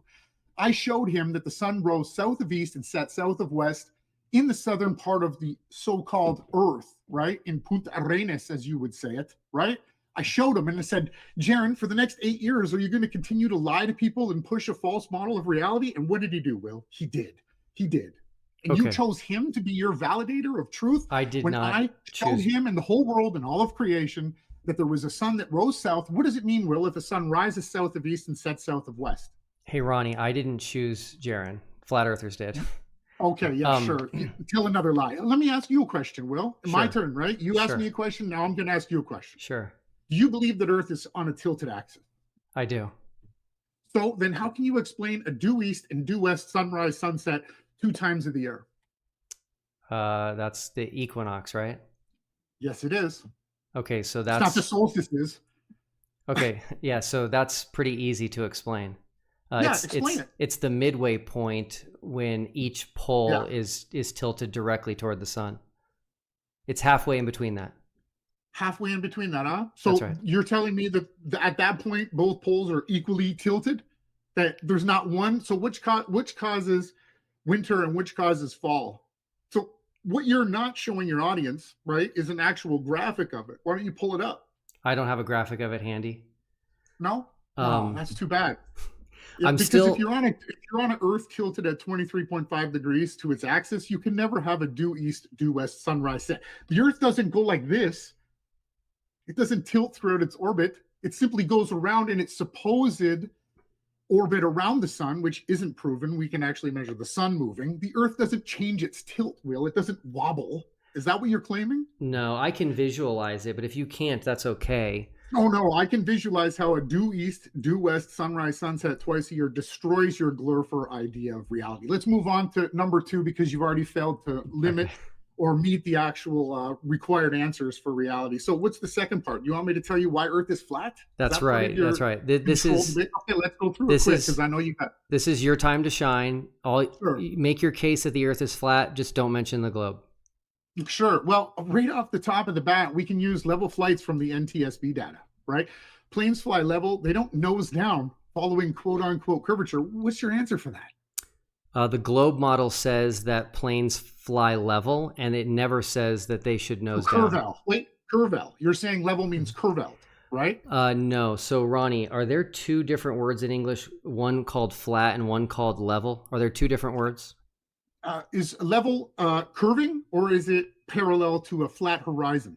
Level. The reason we have the words flat and level in the English language is because they're different. Level does not mean flat. So level can It's refer. ridiculous, Will. No, All it's of creation. it's seems to it's try in the to use dictionary. You curvature. can't blame me for that. It's in the dictionary. You should have said through pendulous veins or mercury erectors, right? Which actually only keep at a local level an actual gyroscope erected correctly. So for you to prove that Earth and a plane is flying around the curvature, what you need to do is take a non-assisted gyroscope. Are you listening to me, Will? Hey, Ronnie, Ronnie, this is important. Who's your other Ronnie, friend that mocks Ronnie, everybody? you Wolfie. mentioned the globe. This section is over. You mentioned the globe. Oh, you still don't want more? No, you don't I want to want go through no. how water finds its level, parallel horizons, the celestial No, poles, and sunlight Ronnie. and shadows all prove that Earth is a fixed and stationary plane. We're Ronnie, not even talking about the Bible yet. I can't believe you did this. Okay, you're the third person. I'm going to give you a chance Let's go on right to the now. Third part. Okay, we go on to the third part. Okay, It's fine. you don't want to talk about the SBVR? No, we're going to get to that. Now, are we not going on to your experiments? I'd like to go through 1 through 12. If you just let me quickly read a quick paragraph, won't take long. I'm sorry, you can't do that. The core fallacies in Will Duffy's 12 proofs, which aren't proofs, they're observations, right? Am I allowed to speak? Am I still presenting? I'm changing the screen right now. Okay. So you did 12 observations. They didn't meet the actual rigor or actual needed functions of what an actual experiments are. You didn't have any independent variables. You didn't meet any of the actual rigor. What you did is you created 10 fallacies that all matched meridians that get to a southern pole point, which is easily explained in a virtual reality with a SBVR model. Perfectly explained. So number one, you had the SBVR predicted it. We showed that the sun would actually rise, and it would actually, at a certain point inside reality, you have to have two poles in a flat plane inside of a. Hey, Ronnie. Can I just finish one point? I'm sorry. I need to tell you which one of these we're going to discuss. Okay. I want to do all 12 really quick. That's okay. So, I'm not willing to. Hey, Ronnie. What? It's going to be quick. It's one paragraph. You let other people ramble on and on. Just let me. So I have a question Ronnie, for you about. You're being disrespectful here. I'm doing my I want to get best. through it. I'm doing my best 12 to give everybody a chance. There's other people waiting right now. They've been waiting for a long time. So I want to talk to you about Critical Think's experiment, which is number 10, the weight variation. Absolutely. So how ridiculous? You're Let's do it interrupting. quick so I can get through more. Ronnie, you're interrupting. I can explain. Go ahead. Yeah. On the globe model, things weigh less at the equator and they weigh more as you go to the two poles. And that's due to the rotation of the spherical Earth. Critical Think made a prediction because no one had ever done this experiment in history at Union Glacier Camp. He looked, he utilized the coordinates, latitude and longitude of Union Glacier, and made a prediction based on the size and the rotation speed of the Earth. And his prediction was spot on. So how did he predict that if we don't live on a rotating globe? Will, can I ask you a question? Sure. Would something weigh the same amount, whether it be at sea level or whether it's 10,000 feet into the air? I don't understand your question. So the fallacy that happened with your quote unquote observation, which doesn't have controllable independent variables, is weight misinterpretation, right? Will, you and Critical Think ignored altitude and air pressure like dumbasses. Weight variation differences are due to altitude and air pressure. You didn't have any controls, and it's a completely invalid claim. Can we go through a few more? Let me do the 24-hour moon. Ronnie, no. Well, I have every single one. And if you just kick me off and you don't allow me to speak, everybody can find. We are going to go through for the next 6 months to a year. We are going to go through every single one of your observations. Okay. Ronnie. Can I ask you one final question? Will, why did you not go to the complete 90th degree South Pole? Did you not have enough money to fly there to the station? Because what would have happened is you would have measured a sun circling perfectly level to the horizon of Earth. Did you know that if an Earth is tilted at 23.5 degrees, that path would also have to be tilted? And is that why you didn't go to the North or the direct actual 90 degree South Pole? Hey, Ronnie, I'm going to answer your question, but people can tell you're being disrespectful here. You've disrespected me and my entire group of friends for over a year now, and you don't like it? Oh, that's too bad, little crybaby. Okay. The whole world is watching you. So can you answer my question before you boot me off of your non-debate debate where you created a stupid trap for everybody? Tell me what would happen. Why didn't you go to the South Pole, Will? Why did you not go to the South Pole? Cost. Oh, now you're broke. I didn't say I was broke. People have no idea how expensive it is to go to the South Pole. And we would not have had 9 people participate Just in you. TFE. You. It would have been one, maybe two. People had to raise money that wanted to go on their own. But I will tell you, Ronnie, that critical think did include altitude. And that's the reason why things weigh differently depending on their altitude. Okay. It has nothing to do with a spinning sphere. What a crock of absolute garbage. Listen, Will, I do appreciate you letting me come on, right? And I am very disappointed in you that you're walking away and retiring, because I wanted to have an actual debate where I brought forth the actual SBVR model. Until you actually admit that you created a false dichotomy with a single pole pressurized pizza dome, I wasn't going to be able to do that anyways. But moving forward, MC Toon, Wolfie6020, Dave McKeegan, Fight the Fat Earth, all of you, each and every one of you are publicly in front of all of creation called out. We are coming for you. I hope you've enjoyed the last year of your ridiculing and mocking innocent people for the truth. Thank you for having me on, Will, and be prepared to have every one of your observations absolutely destroyed. Thanks. Thank you and goodbye. Bye-bye. Okay, cool. All right, so I could be wrong here, but I think the funds raised was increased too high. It's totally fine. It's not a big deal, but I think that Ronnie brought us to $1,250. If not, we'll correct it. But I have a note here from someone that's helping me with this, state that he added it prematurely. Okay, I am going to go next to Samuel. Samuel, you have been waiting patiently. You've had your camera on like I asked. Thank you so much. How are you? Hi, Will. It's a pleasure to speak with you, my man. Very glad to be here. Where are you calling from? I'm from Brazil. Brazil. Awesome. Love it. Yes. Do you want to introduce yourself real quick and let people know where they can find you if you have any type of socials or anything? Yeah, my main page is on Facebook at Terra Plana. I'm the first flat earther on Facebook in history. I created the first flat earth page about. I created the first Facebook page about flat earth in history. Also on Facebook, I'm the owner. So I've been debating this subject for 10 years now. So Awesome. I hope that we now can get a lot of things cleared up. Okay, cool. Thank you. So I'm gonna grab my trusty list here. And I'm going to ask you a question on it, okay? Okay. I'm going to share my screen so that you can see something. I'm going to read it as well in case you're on your phone and it's a little bit hard to see. So give me 1 second. Give me 1 second here. Okay. All right. Let me read this to you. This is from NASA's website. This is not a screenshot. This is a live website right now. This is what the flat Earth community thinks is a bit of a smoking gun. It's this paper called "The Derivation and Definition of a Linear Aircraft Model." Now, what makes flat Earthers so excited about this is it says it's a linear aircraft model for a rigid aircraft of constant mass flying over a flat, non-rotating Earth. Are you familiar with this? Yes, I am. Awesome. Okay, here's my question for you.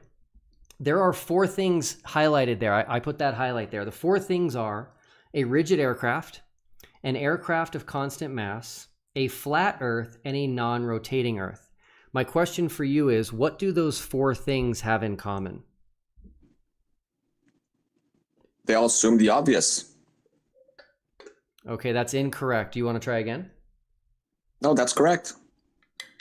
What are you saying? They are assuming the obvious because nobody can prove the Earth is moving and there is no measurable curvature. Okay, Samuel, I hate to break it to you, but that's not the right answer, but I'm going to give you the right answer. No, who determined the answer to this question? The people that wrote the paper. Okay, so what's their answer? All of these things don't exist. Why not? So number 1, aircraft is not rigid. Aircraft does not have a constant mass. It changes as they burn up fuel. And there is not a flat Earth and there is not a non-rotating Earth. So flat Earthers, unfortunately, have misunderstood this NASA paper. No, hey Samuel, I'm being serious right now. I do care about you. And I want you to realize. Oh my God! The way you're interpreting this information is hilarious. The way you're interpreting this is just too funny. Go ahead. It's obvious, Samuel. So let me explain. Okay, what they're trying to state is that there are 4 variables that are not accounted for. Aircraft is not rigid. The wings go up and down. It is not a constant. Yeah. It is Yeah, not okay. a constant. So it's not made of metal. It's made of jello, right? That's not what I said. That's a straw man. You know Everybody a lot about that. everybody knows that there is flex in the wings. I actually talked to an aerospace engineer to prepare for this debate. It's not a But constant that's mass. not what's being considered. It's considered rigid because it's made of a hard metal. That's rigid. It's Hey. not applying in movement. Hey, Samuel, I'm telling you right now that in the world of aviation, aircraft You're is not an aviator. You're not a pilot. You're correct. You're not a mechanic. You're correct. Aircraft is Exactly. not considered rigid. Aircraft, everyone knows, does not have a constant mass. And so this has been a huge misinterpretation by the flat earth community. These are 4 things that are not true. You guys have taken them as 4 things that are true. And so you need to know that. Okay, I have about 3 other documents on my website from the CIA that claim flat earth. So what about those other 3? I am not familiar with those. Well, then you look them up. Okay, I definitely will. But here's the cool part, Samuel. This is your time to shine. So I'm going to give you the floor, and I want you to make your case for everybody watching why we live on a flat earth. One simple rule: can't mention the globe. Go ahead. Ever since recorded history, all cosmologies in the past have been under the firmament, the solid firmament. They all recognize it since the Sumerians, the Babylonians, the Aztec, the Mayans, all recorded history, all began with the flat earth. So the initial premise is the flat earth. We don't have to prove what everybody else in history already knew. The model that you're presenting is the new model. And it all started with Eratosthenes and Aristotle. And I refuted every single one of those arguments, especially to artificial intelligence from Meta, from Facebook. And I haven't recorded that those arguments have been refuted. And yes, the earth is flat. I made Meta admit it. And I have that recorded. Hey, Samuel, I want to make sure I'm understanding your argument. Did I hear you right that because people believed the earth was flat in the past, that's your evidence that the earth is flat? That's the initial premise. That's all of human knowledge considered the obvious. Okay, so is it possible that people in the past have been wrong about things? No. Okay. They're wrong now. They were right before. I'm just talking about in Because general. look, I'm just talking about in general. The Babylonians, they were flat earthers, and they developed the system for eclipse predictions, which is the same eclipse prediction system used by Fred Spernak from NASA. So NASA is using eclipse prediction created by the flat earther Babylonians. Explain that. Okay, Samuel, I'm not aware of what you're referring to about the Babylonians. Isn't it true that in the past, the general belief was that the sun went under the earth? No. You're wrong, Samuel. Okay? That was the main belief. Yes. No. I'm 100%. That is not, I believe in the biblical cosmology, and there's no sun going under the earth in the biblical cosmology. Okay, Samuel, I didn't say anything about biblical cosmology. I told you that the main belief on the earth in the past was that the sun goes under the earth. Yes, that is true. No, that is not true. Anybody can look this up and see that I'm right. Cite one culture that taught that. I can't right now. If anybody wants to send me a message, I'll let you. I know Peter Markley has researched this, and if he's listening, maybe he can let me know. There is no sun going under the earth. Nobody taught that. Nobody. Okay. Hey Samuel. This is important. Okay. Your argument so far, and I'm not stopping you. You can go on if you want, but your argument so far is that the earth is flat because people in the past believed the earth is flat. That's not a good argument. Because that's a natural observation that everybody has and that anybody can prove. Nobody has seen the earth from space, not even you. Okay, Samuel. Especially you. Samuel, this is important. What is leading you to say that no one has seen the earth from space? What evidence do you have of that? I have never been there, and also you haven't been there. So what's your appeal to authority going to be a constant now? I did not appeal to authority. I asked you why you're so confident that no one has seen the earth from space. Because nobody has seen the earth from space. Buzz Aldrin admitted.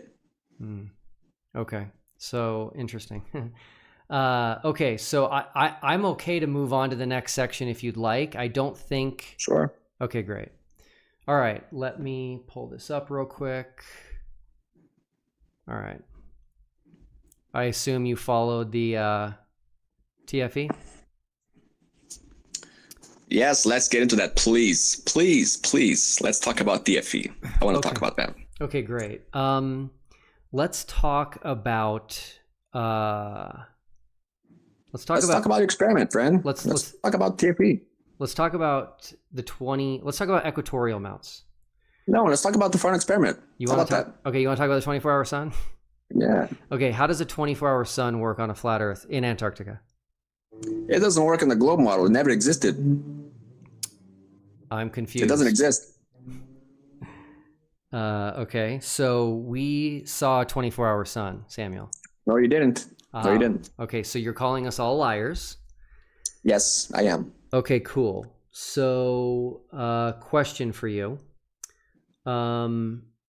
Why would... Let me get into that. Let me explain to you why I don't believe it. Okay. Because I created my website in 2015, and then I learned about the 24-hour sun in the north in 2017, and I used that as an argument against the globe. I have a video on my website from 2017 claiming that because that does not happen in the south, there was no evidence of that. So why now there's evidence?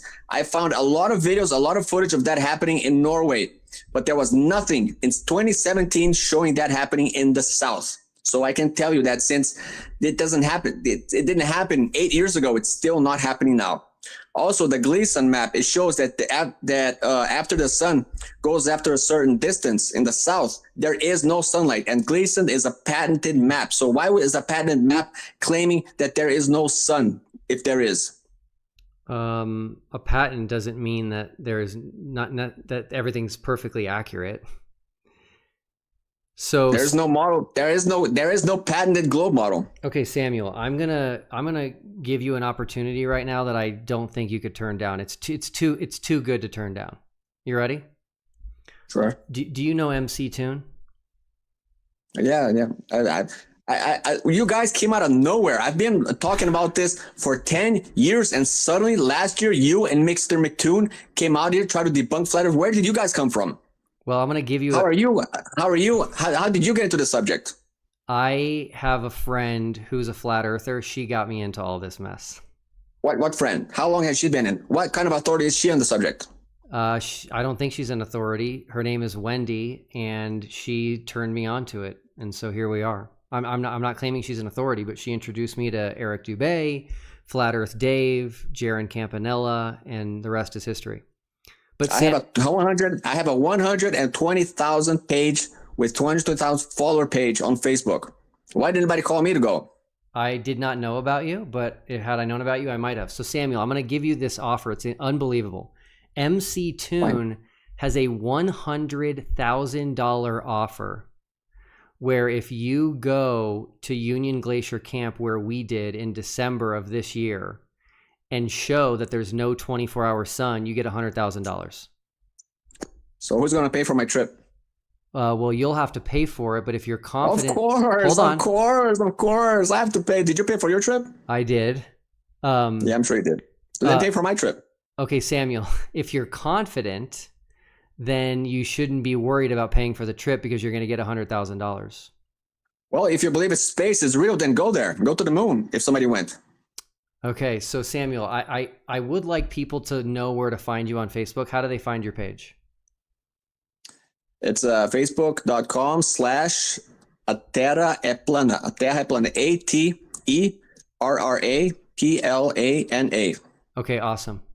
Well, I appreciate you telling us that we're all liars, and even though we have eyewitness testimony, I have no reason to believe you. I've been studying this 24-hour sun for 10 years, for 8 years at least, and now suddenly out of nowhere, you came up with a very specific subject that is very hard and very expensive for me myself to go and see if you're telling the truth. So I have no reason to believe you until I do that. Okay, well, we do have eyewitness testimony from flat earthers. We do have video. Who? We do have 360-degree video. Who? Yeah. 4 people: Jaron Campanella, Austin Whitsitt, Lisbeth Acosta, Jonathan Morandi. 4 flat earthers. The other person I know is Jaron. 4 flat earthers will all tell you they saw a 24-hour sun. I don't believe any of them. Okay. Because I've been studying this for a very long time, and I know there isn't. All right. Well, Samuel, thank you for coming, and I really hope to see you go for that 100,000. Okay. Okay. Bye-bye. Pay my bills. Bye. Okay. Bye-bye. Okay. I will say I did not plan on being called a liar, but here we are. All right. Good news is we've raised another $250 for the Exodus Road. So we'll go ahead and get that updated at the bottom. And who is next? Okay. Next, we are going to add to the stage Lindsay. Lindsay, how are you? Not too bad, thanks. Awesome. Where are you located? I'm in Auckland, New Zealand. Okay. I like New Zealand. I haven't been there, but I like it. Oh, it's a nice place. Yeah, it is. Do you want to introduce yourself and let people know where to find you? I know you have a YouTube channel. I have a YouTube channel called Tomb of Illumination. That's spelled WEWL-LUM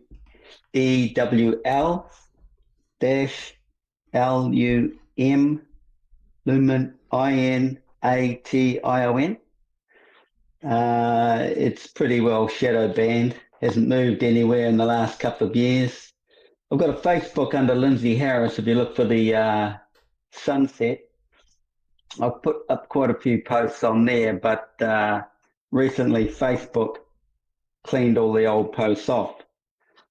So Okay. I think they did that worldwide, but I've got a TikTok, but I don't put too much on there, but I can't really be bothered because nothing's really happening. I've got a private Patreon page. You want to get over there? That's and they won't link anything. Nothing's linked. No matter what you do and say and all the bullshit they give you, they won't link my YouTube to Patreon or anything like that. So obviously they don't want to hear me. Okay. So I'm only here for a laugh.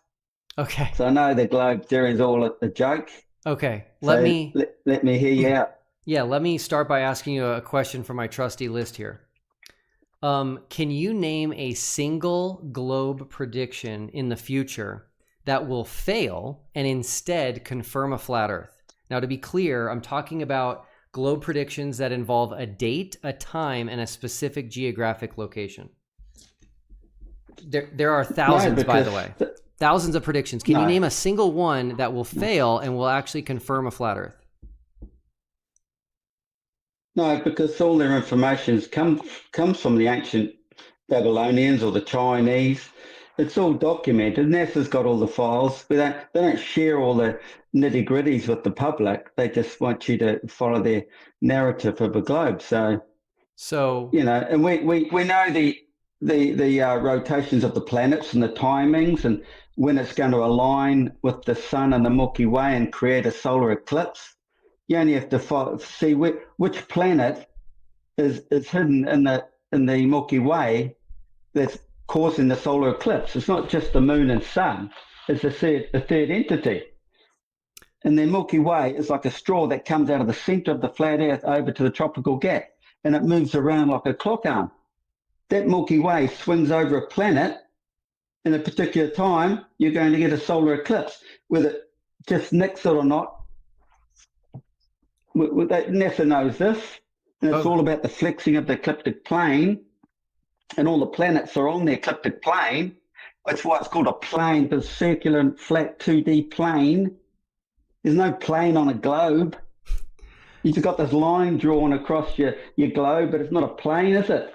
I'm happy to hear you talk about the Milky Way. I'm happy to hear you talk about planets because most flat earthers deny space, they deny planets. So it sounds like you disagree with flat earthers on that? You believe in space and planets and galaxies? Most flat earthers don't have a clue about reality.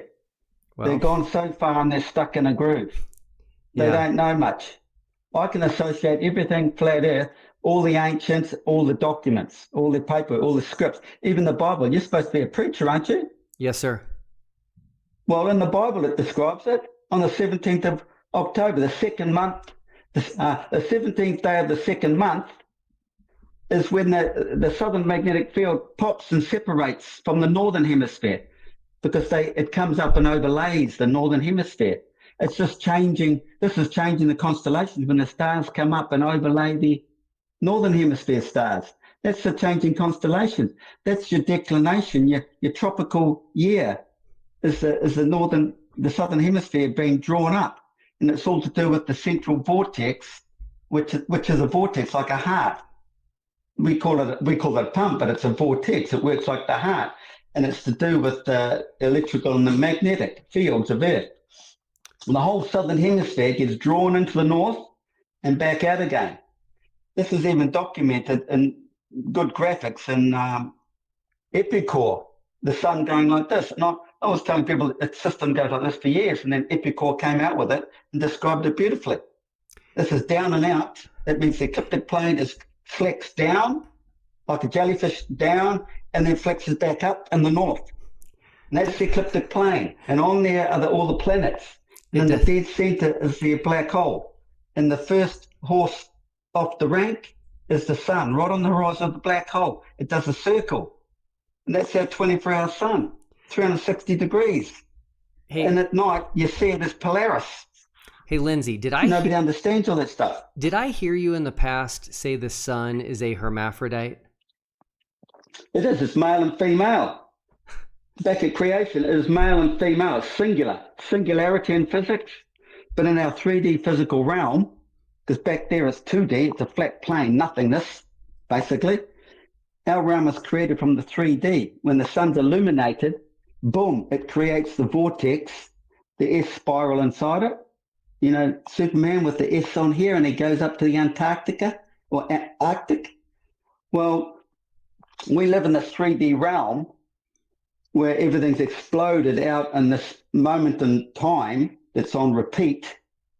You see the stars come back every night to the exact same place, but only 3 minutes 56 different in time because the sun is shot ahead.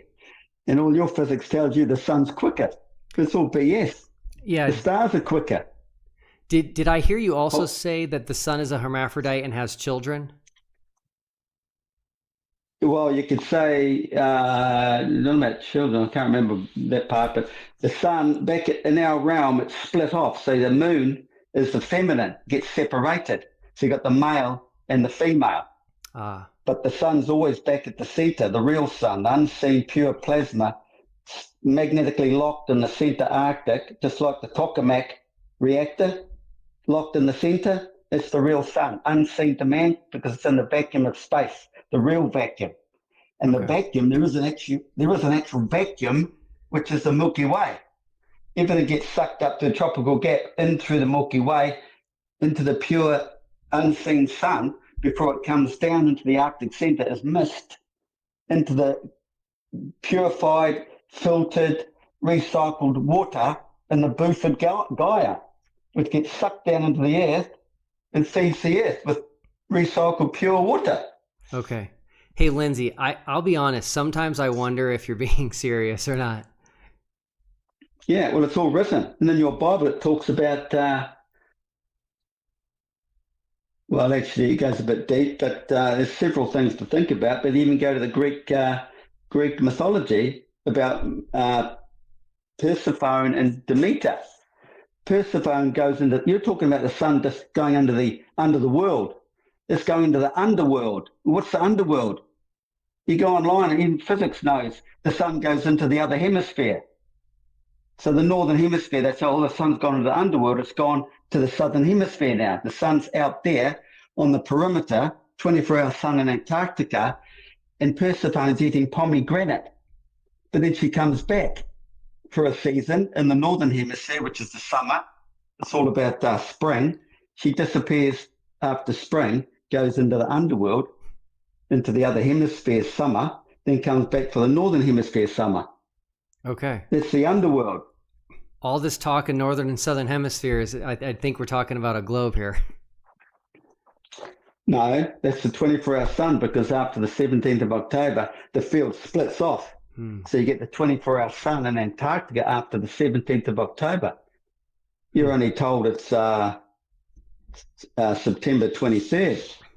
But you'll find it pops out there the 17th of October, stays out there for like nearly 6 months before the field comes back in and links again, becomes double, rises up. All the cultures knew about this field in the southern hemisphere coming up.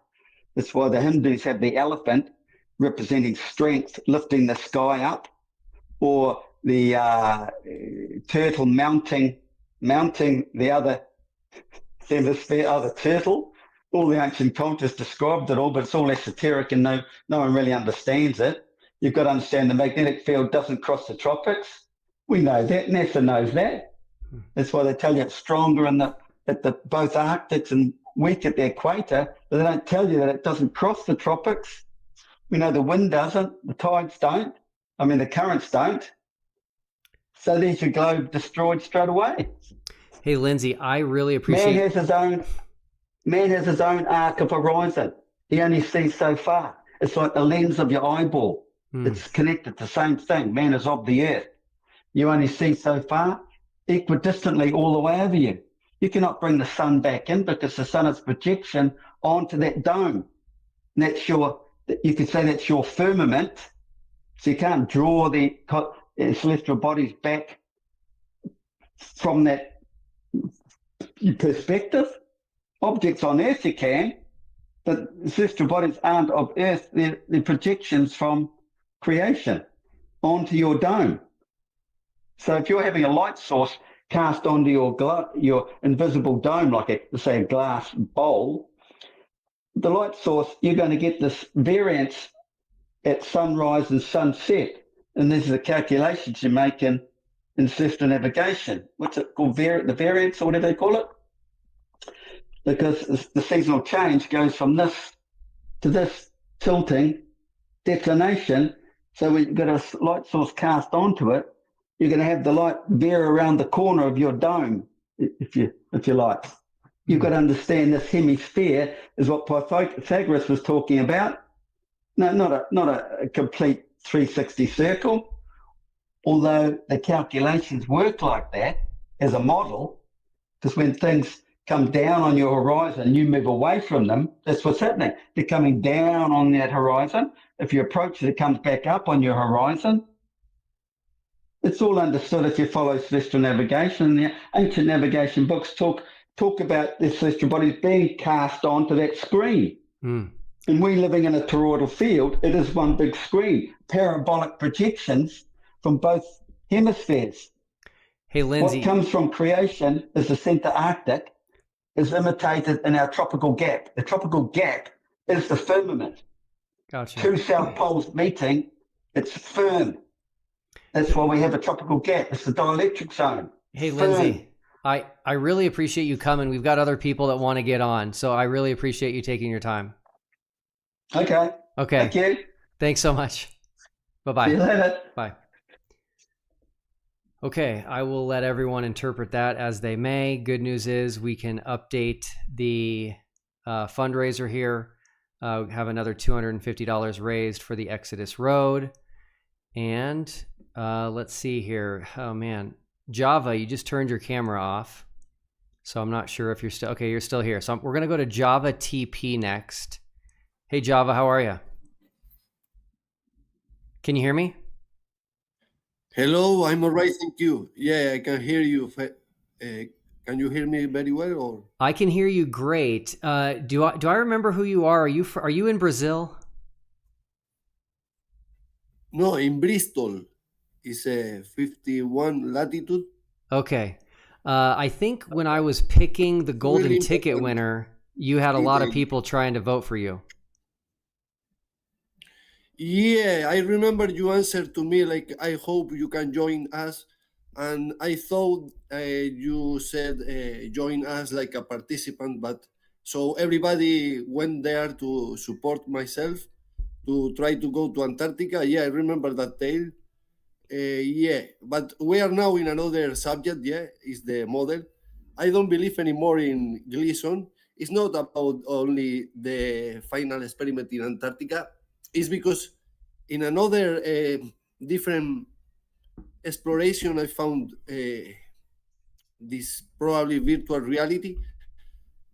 But it's I agree with most of the things that the previous guy said.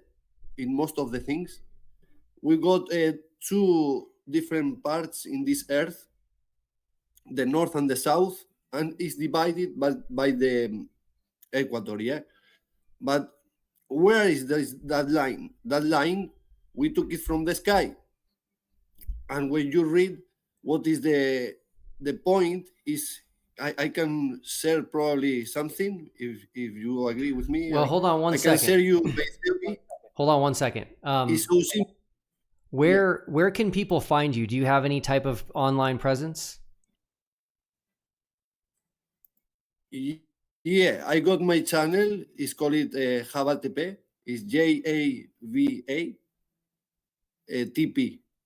That Okay. is Tierra plana in Spanish. So flat Earth in Spanish. Yeah. Okay. In And Spain, we got different models. Yeah. Did I hear you? Did I hear you right? Did I hear you correctly that you are in England? Yes, I'm in England. Actually, in England. Yeah. Okay. I'm living here. And you don't think the Gleason map is right anymore? I can explain you why. Because it's the first thing that made me think the Earth is flat. I was here in England, because when I travel from Canary Islands to Bristol. That is a straight line, north-south and south-north. It's easy. The difference is in the sky. When you see the sun is electromagnetic light, and it's many ways to bend the light. And the ways in the nature that I can see to bend the light is refraction and the dispersion of the light. And if you got different pressure, you got different dispersion of the light. It's not the same when you see the sky when you are next to the beach than when you are on top of the clouds. The example is, for example, if you navigate, you need a sextant to measure where is the horizon, and then you got one horizon visible for your eye, and then you mark. But then you have to make a correction with the astronomical horizon, and that astronomical horizon is always 90 degrees from your nadir zenith. If the Earth is flat, that's simple. Always is going to be there, but the visible is not always there because you are in the air. In the air is changing the temperatures, and the density of the Earth change that horizon. So what they do when they navigate, they correct the visual with the astronomical, and from the astronomical they divide the Earth, the stars in two, half visible, half not visible. What is the point? If you up to the tropopause, that is 11 kilometers high, with the maths, you can see that it's not a globe, because the globe, the horizon should down 6 degrees, 6.5 degrees, depend who you ask. And when you see is in zero, I think maybe is the refraction, but at 11 kilometers in the earth, in the air, sorry, you are on top of the clouds. The clouds go up until you're zero astronomical, and the temperature, the variation of temperature, is nothing compared with the bottom. When you are on the bottom, but what is the point? When you make that astronomical horizon, you are still dividing that astronomical sphere in two. Never. Hey Java, the stars start in the zero. I know you spoke in this before. I'm sorry. But I want to show you the proof. Hey my Java. own proof. Java, I'm so sorry. Yeah. I'm struggling to understand you. Sorry, my English is broken. It's fine. You're better than I am because I don't know a second language, but I really am struggling. I try to improve. It's not easy when I explain this in Spanish. It's really simple. Yeah. Probably in English I go word per word, because I try to translate every word as better as I can. Okay. Yeah, I And I go apologize. slow to be sure what I said. No, I- don't worry. You don't offend me. I think that you search for the truth. So the point is, when the sun is travel between tropics, if you are under the sun, you're gonna have less refraction, and that refraction is gonna be less, and you're gonna see the sun make an arc in the sky, just 50 of the sky.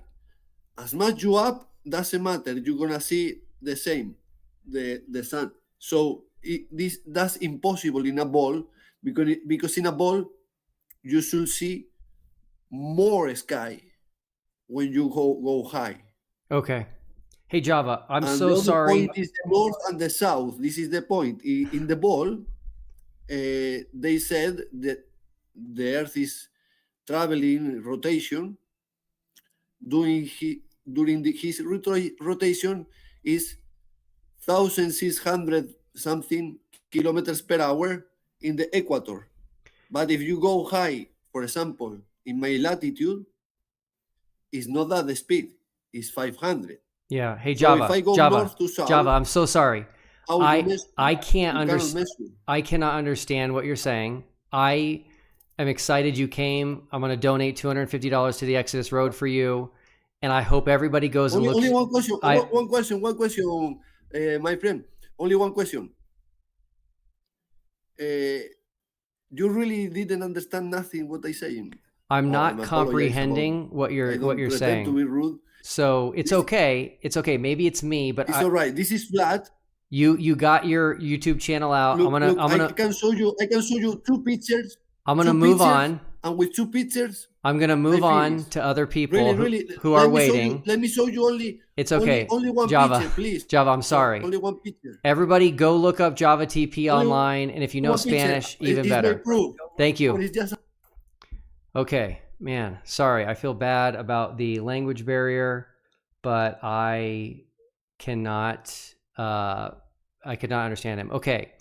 I just got an email that I noticed from Southern Israelite claiming I booted him. That is a complete lie. I did not. If you want to rejoin, go ahead. As I already mentioned, Southern Israelite, you were going to be next, and then you were gone. So I will be waiting here for you. Okay. Only one person has their camera on, so we're going to go to him next. And everybody, we just hit a pretty significant milestone, which is we hit $2,000 for the Exodus Road. So 20% of our goal. Hey, how are you? Can you hear me? Hello, hello? I can see you. I cannot hear you. Oh, you're muted. Yep. Now you're unmuted. Now you can hear me, right? Yes, how are you? I'd like to put your name on the screen. What's your name? Yahweh's son. Yahweh's son. Okay. You know our father, you know who our father creator is, right? YHWH. Yes, sir. Okay, that's Yahweh. Okay. There's a lot of different pronunciations. Just to be clear, Christ is not our father. He is a separate being. So just want to make that known. He's the son. He is the son. Exactly. Okay, so do you want me to call you Yahweh's son? Bro, you can just call me Jerry. That'll work. Awesome. Thank you. Okay, cool. So do you want to give a quick introduction and let people know where to find you? Well, my name is Jerry Albert. I live in Lawton, Oklahoma. I really don't have much of a social media presence. Mm-hmm. I like to get involved in live chats and things like that. And I've been following Ronnie and Jason for like 7, almost 8 years now. And I have to agree with them that our reality is virtual. And the proof of that is when you understand that we are spirit beings and we are in these meat suits, it only makes sense that our reality is virtual. And there's a lot of proof of it. You know, these people that talk about a spinning ball and planets, Those are not planets. Those are lights in the sky. They're luminaries that our Father placed there in the heaven for signs, seasons, days, and years. So that's kind of in a nutshell, who I am and what I stand for. Okay, hey, Jerry. Sure. What is your single best piece of evidence that we live in a virtual reality? Please, your single best. Go right to the best. Clouds behind the sun. Okay, so wow. Okay, so thank you for telling me that. So if there are clouds behind the sun, that means we live in a virtual reality. What if it was a physical cloud behind the sun?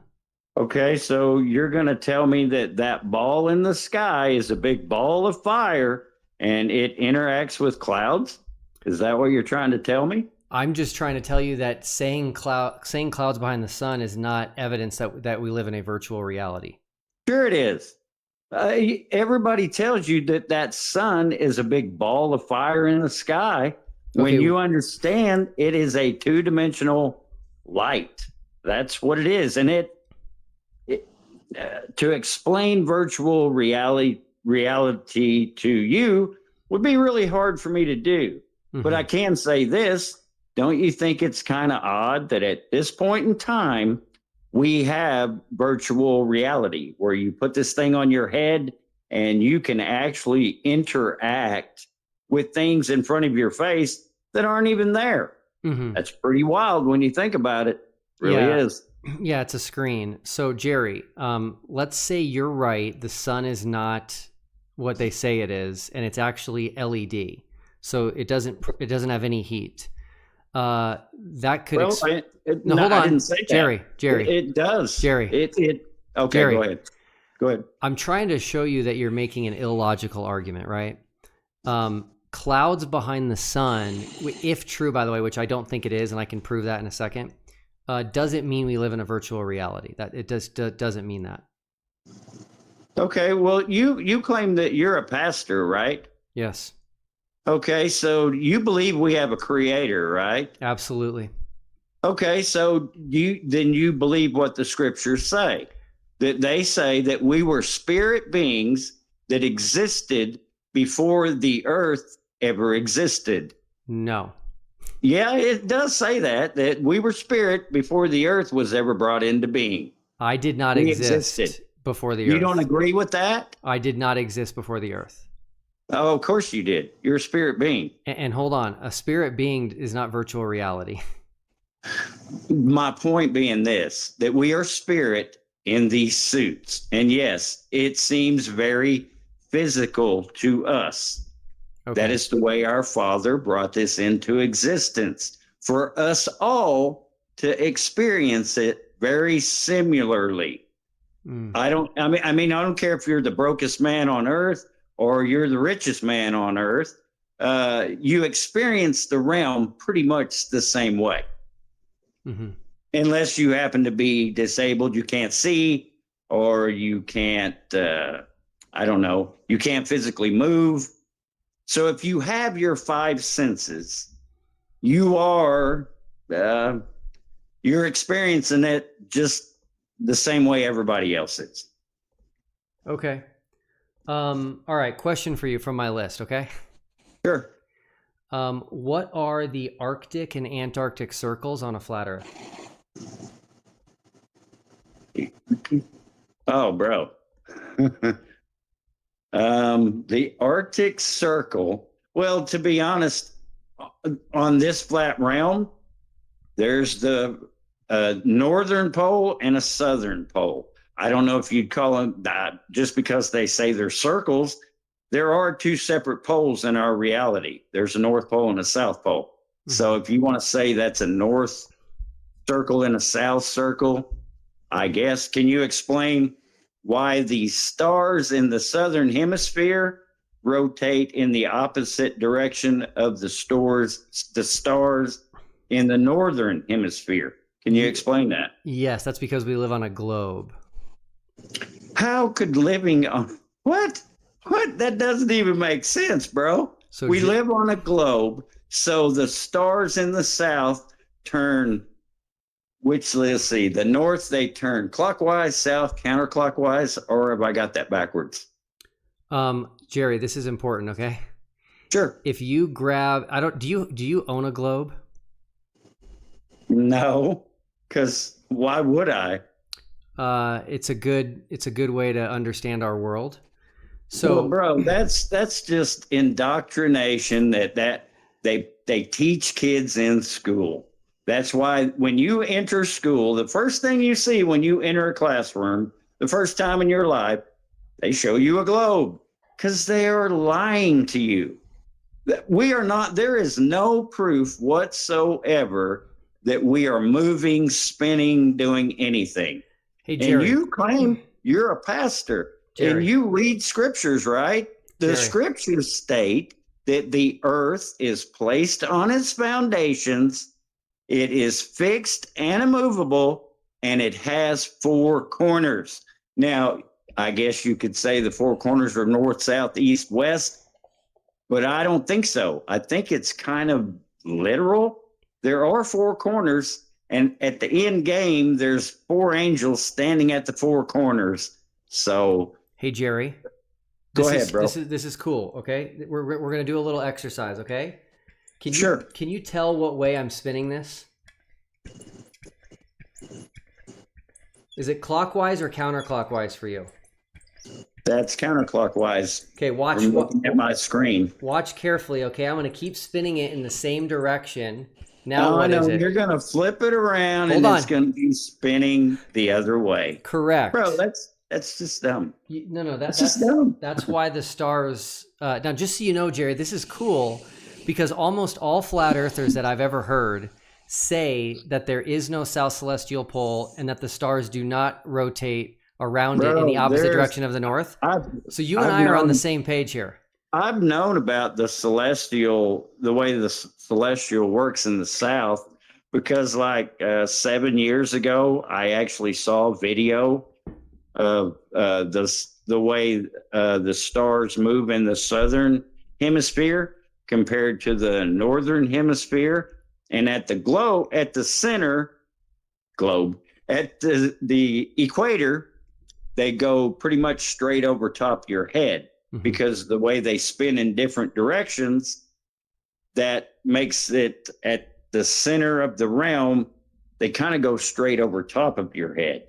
The only way to actually find that out would be to go to the equator and have someone film the star patterns at the equator. So, Jerry, is there a map that you ascribe to? A map? Yeah. Well, there is a version. I really paid a lot of attention to Awake Souls and Limitless when they first came out with their map. I have to admit, it took me a little while to get on board with it. And as it's progressed over the years, they really got a good grasp of our reality and how it works. And I think anyone who's not paying attention to them is cheating themselves. Because Ron and Jason, I got to give it to them. They're younger men than me. I'm getting up there. And I really have a lot of respect for them because they do their diligence. They put in the time and effort. And guess what? They don't get paid for it. They spend their own money. They're not out here trying to sell coffee mugs or T-shirts or any of that crap that all these other so-called flat earthers. And by the way, these people that are on YouTube that say they're flat earthers, they're just in it for the money. 99% of them are in it for the money. They figure, hey, that's an easy way to get paid. And that's really what it boils down to. Like most of those people that have faded into the background at this point, I'll give it to Ron and Jason. They have not faded into the background, and they're not going to. I can tell you, they are going to be here sharing the truth as they find it. And just as an example, and I really hate to bring this story up, but I'm going to because I know Ron and Jason are listening. Several years ago, when I first ran across them, they said that it was Yahweh and Yahweh Shai. And I said, listen, I think if you're going to say Yahweh it should be Yahweh, because I think the last day is just as important as the first day. So it took about 8 months, but they did eventually come around to the fact that YHWH is Yahweh, not Yahweh. And then, so I'm just saying. Hey, Jerry. If you can prove what they're saying is wrong, yeah, with evidence, yeah, they'll change up. Hey, Jerry. They will change up. Hey, sure, Jerry. bro. Can you see my screen? Let me share it real fast. Hold on. I'm looking at you on the TV too. Can you see what I just shared? Yeah, that's the map. That's the map that they used to show. Okay, so that's one of the first. That's one of the first versions of it, I believe. Okay, cool. So since they didn't present their model, quick question for you: if I'm over here on the right-hand side of the map and I get to the edge, what happens? You come back in on the other side. Okay, so you teleport over here. Well, it doesn't work that way. That's why I'm telling you, we live in a virtual reality. Well, because there are people that will tell you you can just keep going forever. Mm-hmm. And you just come back in on the other side. Now, you don't know that that's happening, but that is actually what is happening. Okay, so if you get to the top of the map, you teleport to the bottom? Now, I wouldn't know. I would guess probably so. Okay. Considering it's the icy regions are at the north and the south. Yeah. I don't know if that's how it works, but it's pretty obvious that we have an international date line for a reason.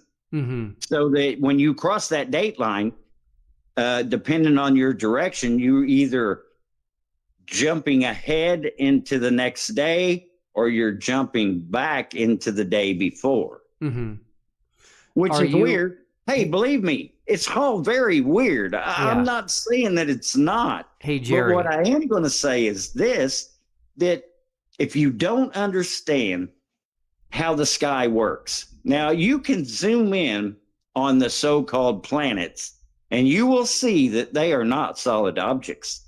They aren't. They are lights in the sky that our Father Creator placed there for signs, seasons, days, and years. And I'll just keep harping on that. Our reality is virtual. And I think we're getting very close to the end of the game here because now society has a thing called virtual reality. Hey, Jerry. Which is weird. Jerry, what I mean, what do have you ever let me ask you a quick question. Jerry, have you ever put Jerry, what Go do ahead, you bro. think? What do you think of Ronnie and Jason's claim that they're the two witnesses mentioned in Revelation 11? Bro, I don't know who any of us are. I know there is a remnant of actual Hebraic people. Mm-hmm. And when I say Hebraic, I'm not talking about that Jew word. I'm talking actual Hebraic. Christ himself was a Hebraic man. Mm-hmm. So, that scenario, I think that's more for the false Christ that's going to come on the scene. I think that's what that whole third temple's about. So you think it's possible that Ronnie and Jason are the two witnesses in Revelation 11? Well, I don't think any of us actually know who we are. Our Father can do anything. Well, Jerry, they claim it. Well, they did at one time kind of think they might be, only because of this, because they were the only ones that were actually out here searching for the actual truth that I personally could find. Yeah, real quick, Jerry, listen to this. It's 10 seconds long.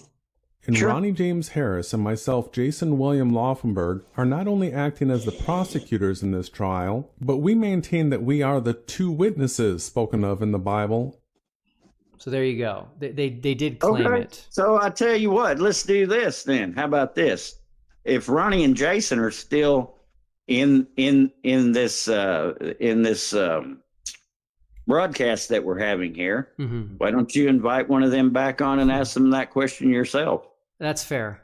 All right. Hey, I appreciate you coming, Jerry. All right, bro. All right. Hey,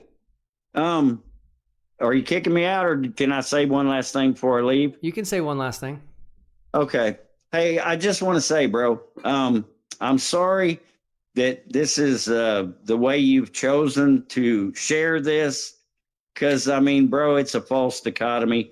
You're not letting the supernatural, biblical, virtual reality be brought into this so-called debate, which that's what our reality is. It is virtual. And you could figure that out because when you zoom into things, they eventually pixelate out, which tells me everything is pixels. So we live in a virtual reality, and that's just what it is. I can't explain it. I think Ron and Jason could probably do a way better job of that. Maybe even Bronick, or I thought what's his name? There was another guy that was going to show up here today, and Sure. I'm surprised I haven't seen him. But anyways, Thank hey, you. I appreciate you letting me on, because apparently this is going to be permanent record, right? Yes, sir. This is not ever going to go away. That's right. So everyone who looks at this in the future will go, hey, there's that crazy old man, Jerry, and he's spouting a bunch of crazy stuff. But I'm not, bro. I'm telling you, our reality is virtual, and hopefully you will figure that out one day. All right, Jerry, take care, man. Hey, you too, bro. Bye-bye. Thanks again. Later. Okay. This has been awesome. I do need to update everybody on a couple of things. Number one, I hope the stream is going well. StreamYard is breaking on my end. It hit 10,000 comments. Again, I haven't seen one of them, but it like can't do any more, and it's laggy, but it's still functioning here a little bit. Okay, I did see Nathan Thompson pop into my back room, but then he left. And again, Southern Israelite was going to go second after Jason from Awake Souls.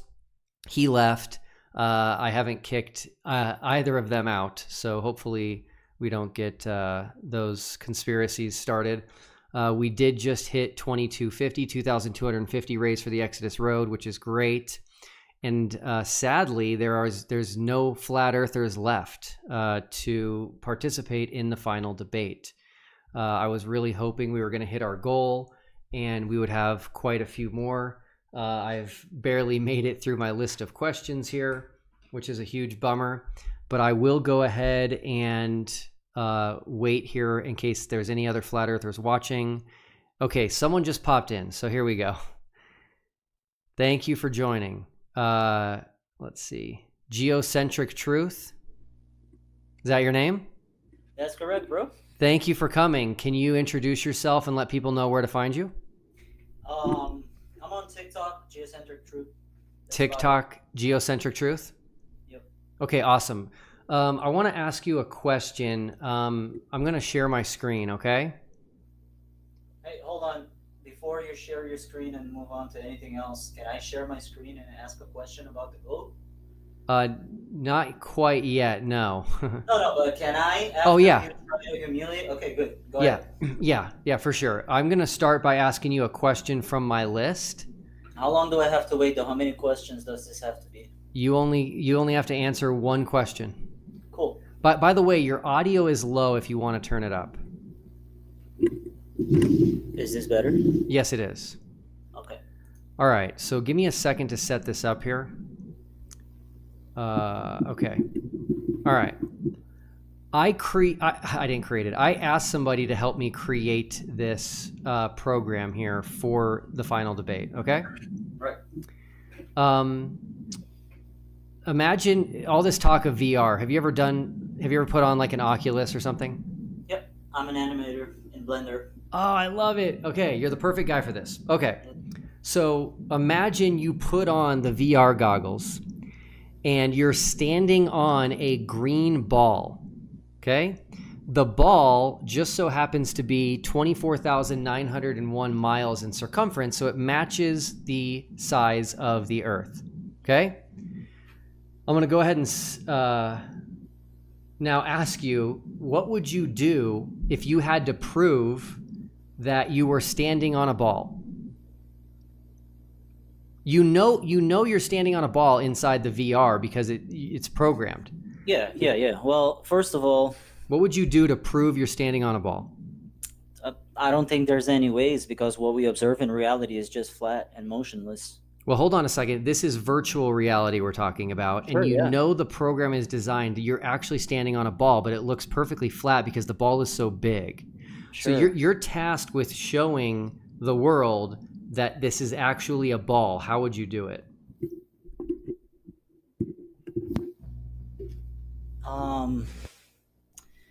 I would make it, because in virtual reality you can actually feel motion sickness and stuff like that. I would make it so I could feel motion sickness. Okay, but I don't feel any of that, because I don't feel I'm deprogrammed with all the crazy stuff that people feed you. Yeah. And it just doesn't work with me. Sorry. No, it's okay. I cannot answer that question for you, but you're programmed, so you can tell me. Go ahead. Okay, I appreciate your honesty. Yes. The answer is you would try to get higher off the surface. Sure. Right? Yeah. So there's a building that was programmed in here. Mm-hmm. And you could maybe go on top of the building. Or you could maybe get into an airplane. At 30,000 feet, that doesn't happen, Will Duffy.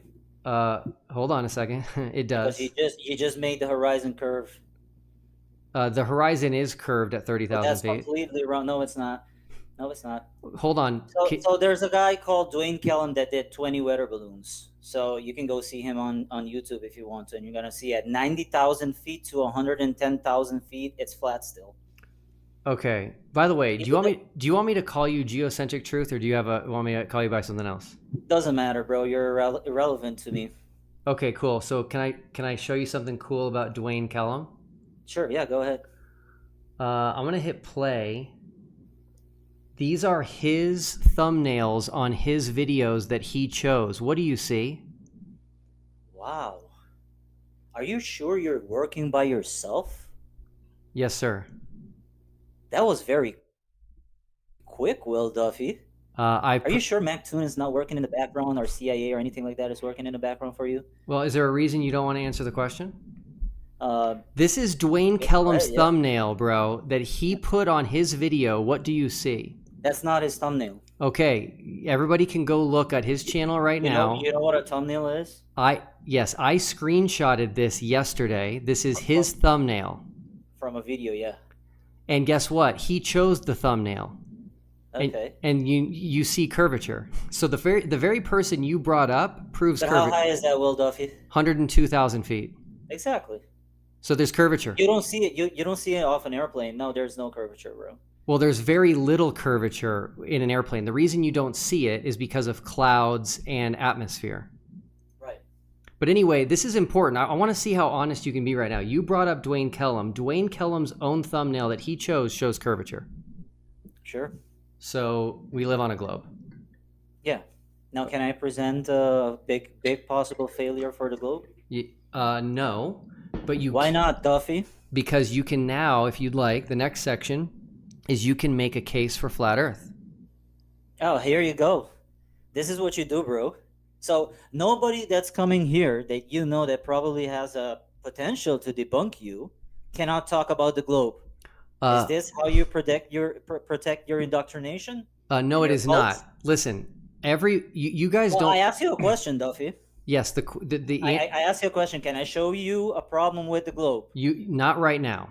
Why not, Duffy? You said after one question. If the globe doesn't exist, bro, everybody knows that he owes about like $700,000 with the FCC, and they're behind you. Okay. They're trying to make some crazy Ponzi fucking video to sell to the mainstream media in order for you to get your debt back paid. Everybody knows that shit, bro. Am I hearing correctly that you cannot make a case for flat Earth?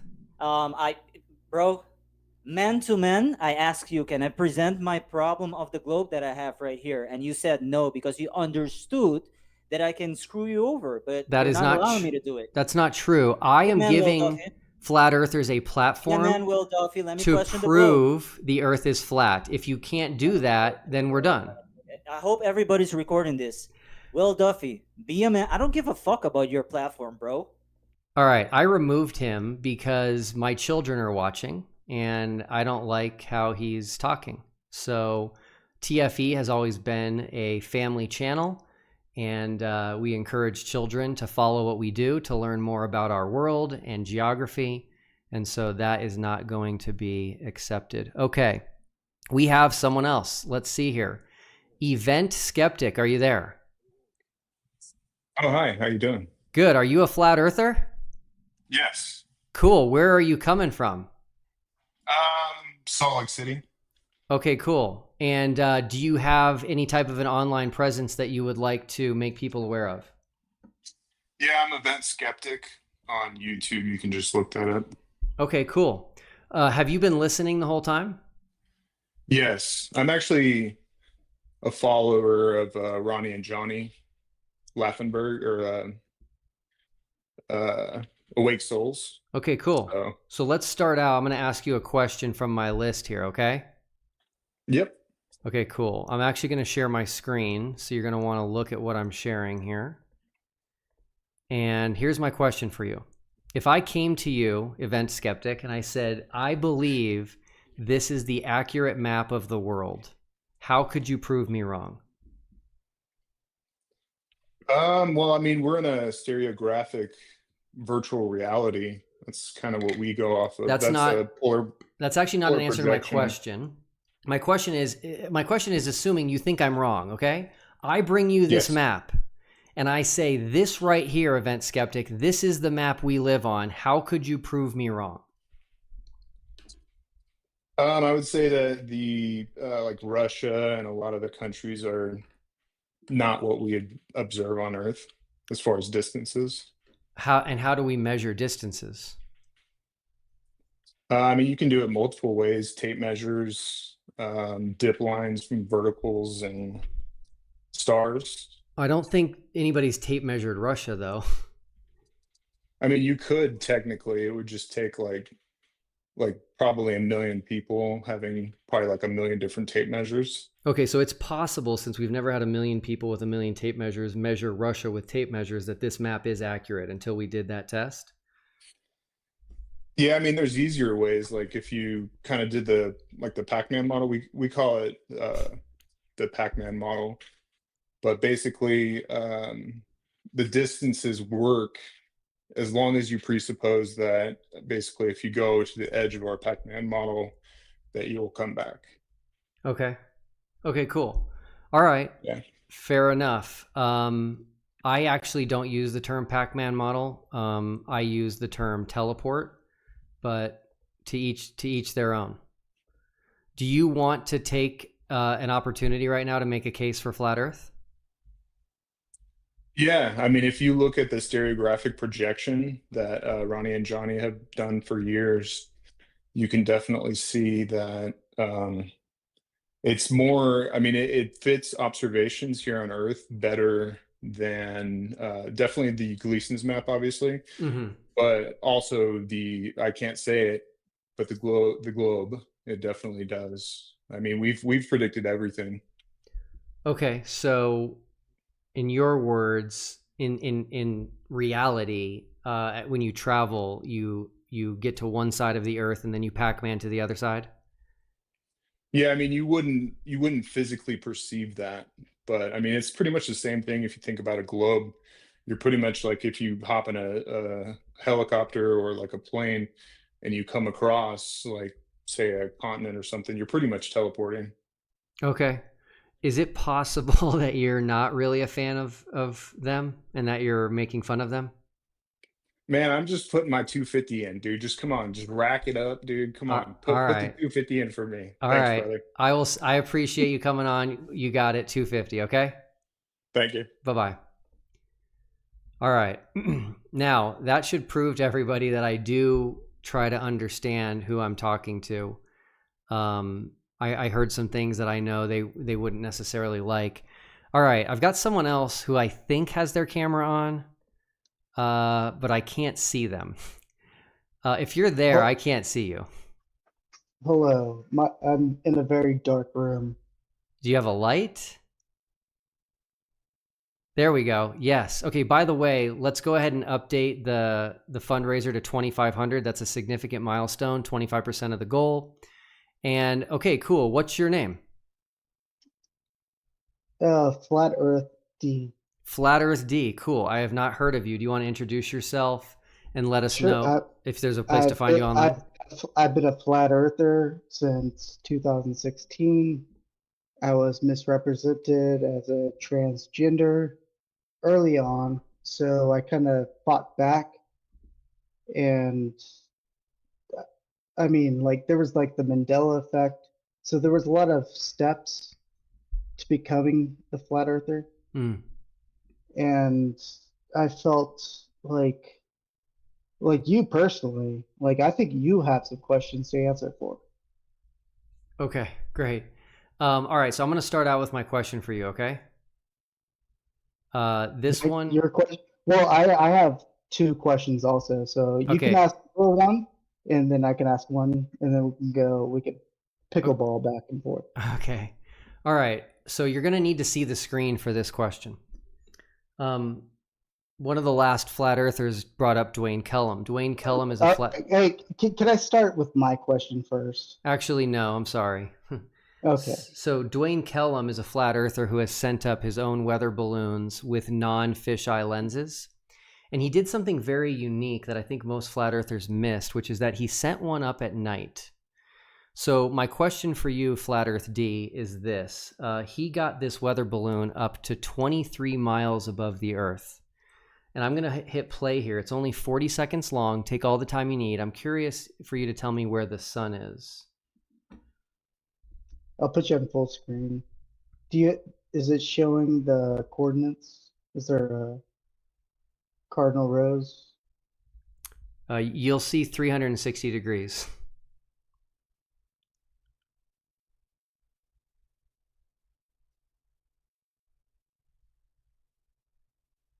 Hold on. I think my picture's in the way. So are we facing north right now? Well, tell me when we're facing north. I don't know which way north is. I just know it goes all the way around twice. I'll play it again if you'd like. Well, I don't understand your question. Well, okay, what's your question? Like, why are we looking at this? He's 23 miles up filming with his weather balloon, and I'm just curious where the sun is. It's not in that direction. Okay, let's keep looking. Maybe we'll find it. It's over there. Okay, so I don't see it. Where is it? What's hiding it? Possibly the curvature. Okay, I agree.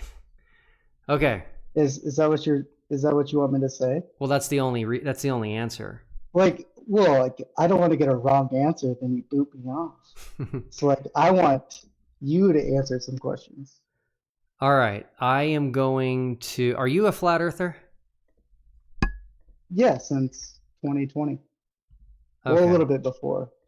COVID, as you know about COVID. But the Great Awakening has happened. And I think you are hiding the truth. I'm hiding the truth? I think you are. With your vodka, you're drinking vodka on camera right now? Water. Sure. Yeah, I'm positive, yeah. Well, we'll just trust that there's not a cryptocurrency in there that you're trying to sell. Positive, yeah. All right, man. Personally, I appreciate that you went to Antarctica. And then on second hand, you totally flopped everything. I what? You flopped it. I flopped? It's like you were like 3 feet away with a putt, like to win the green jacket of the Masters and the PGA Tour, and you whiffed on a putt. It's like you whiffed on a putt. Well, that was not my goal. That was not my intention. So I mean, I'm sorry to disappoint you.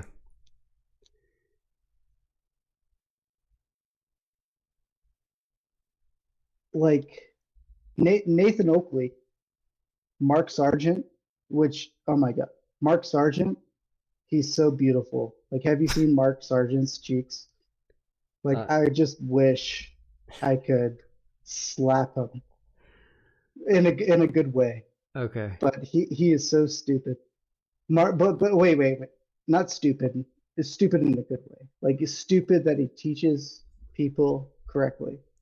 Then we got David Weiss and this stupid app. I mean, I could keep going on.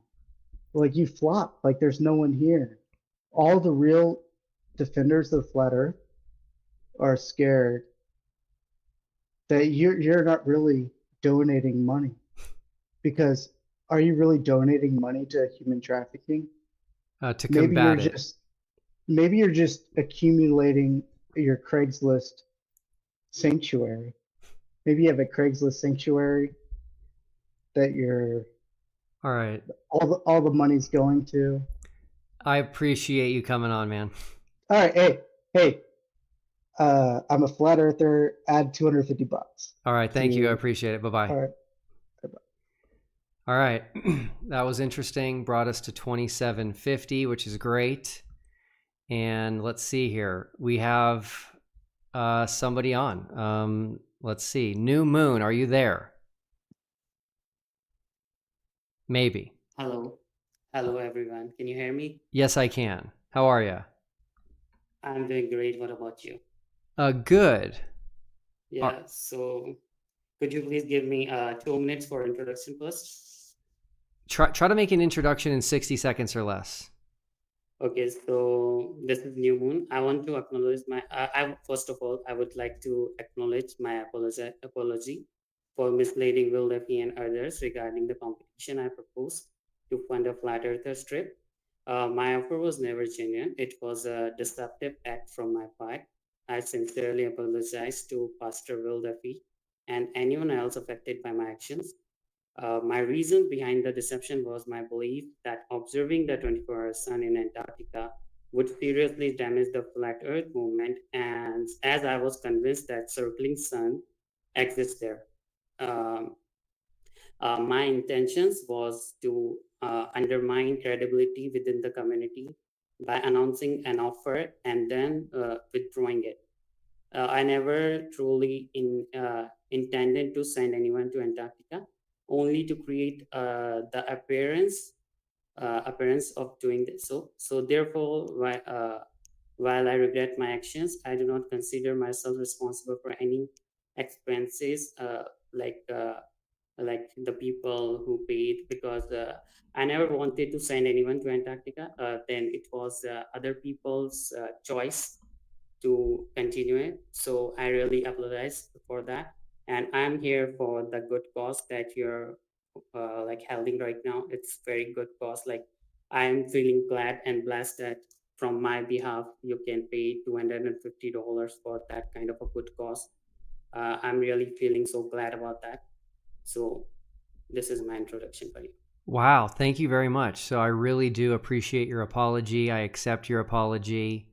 That was a crazy time for sure in TFE, but it all worked out great. The community came together. We got Lisbeth there. So I'm happy with how things turned out, and I definitely accept your apology. And I think it takes a lot for you to come on here and show your face and to make that apology to me. So thank you very much. Oh, okay. Thank you for accepting it. So it was never to make me money or to make someone else lose money. But some people think like, okay, he was making Will Duffy lose money. I never wanted you to lose a single dollar. But if it was lost for 40,000 or something, it was not part of my plan. So it was up to other people. I'm not for that.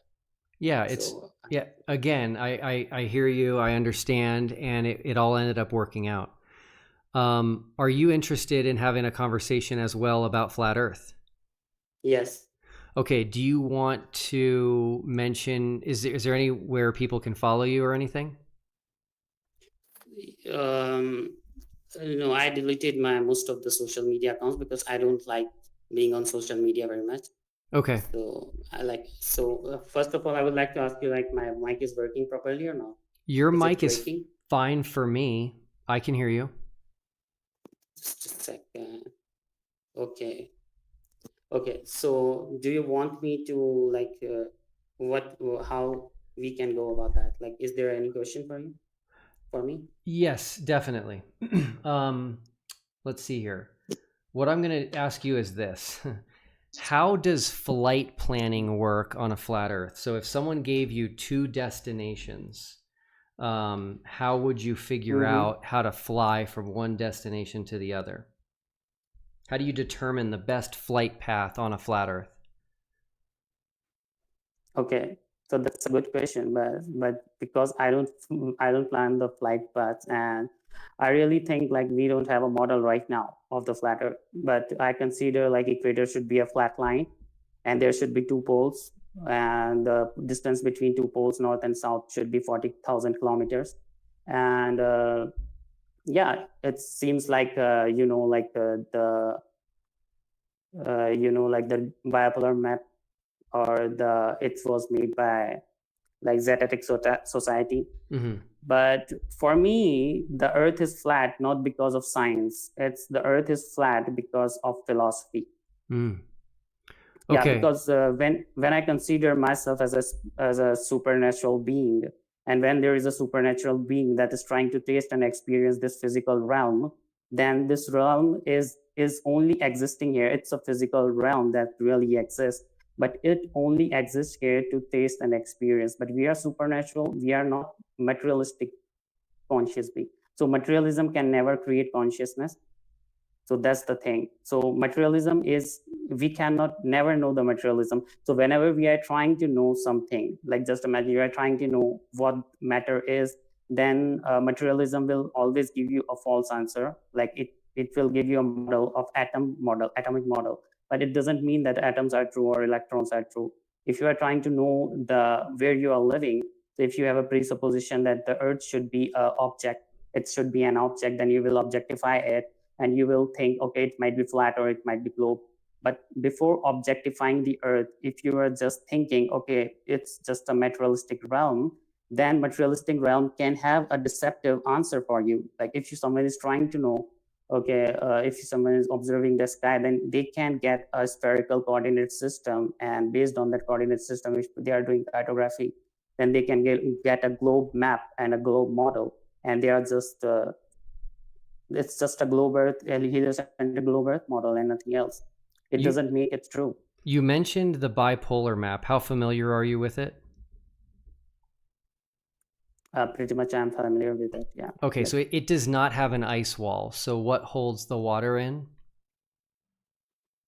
We don't know how far the water goes. Maybe there might be something that is holding the water. It can be ice wall thousands and thousands of kilometers away, maybe 100,000 kilometers away. We don't know about that.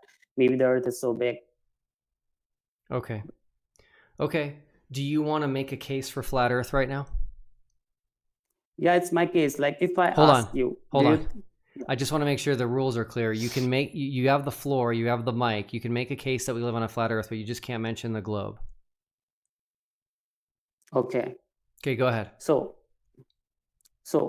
if I come to the default position, then we are on Earth. And if someone asks you that what is the shape of the Earth, so then first you have to ask why you're asking for the shape.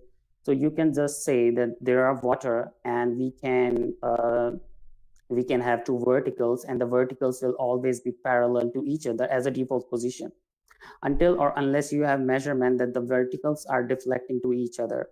Like, they are deflecting. When they are going up, then they are going far away. So until or unless you have you can prove that the verticals are deflecting, or we can also call it plumb lines.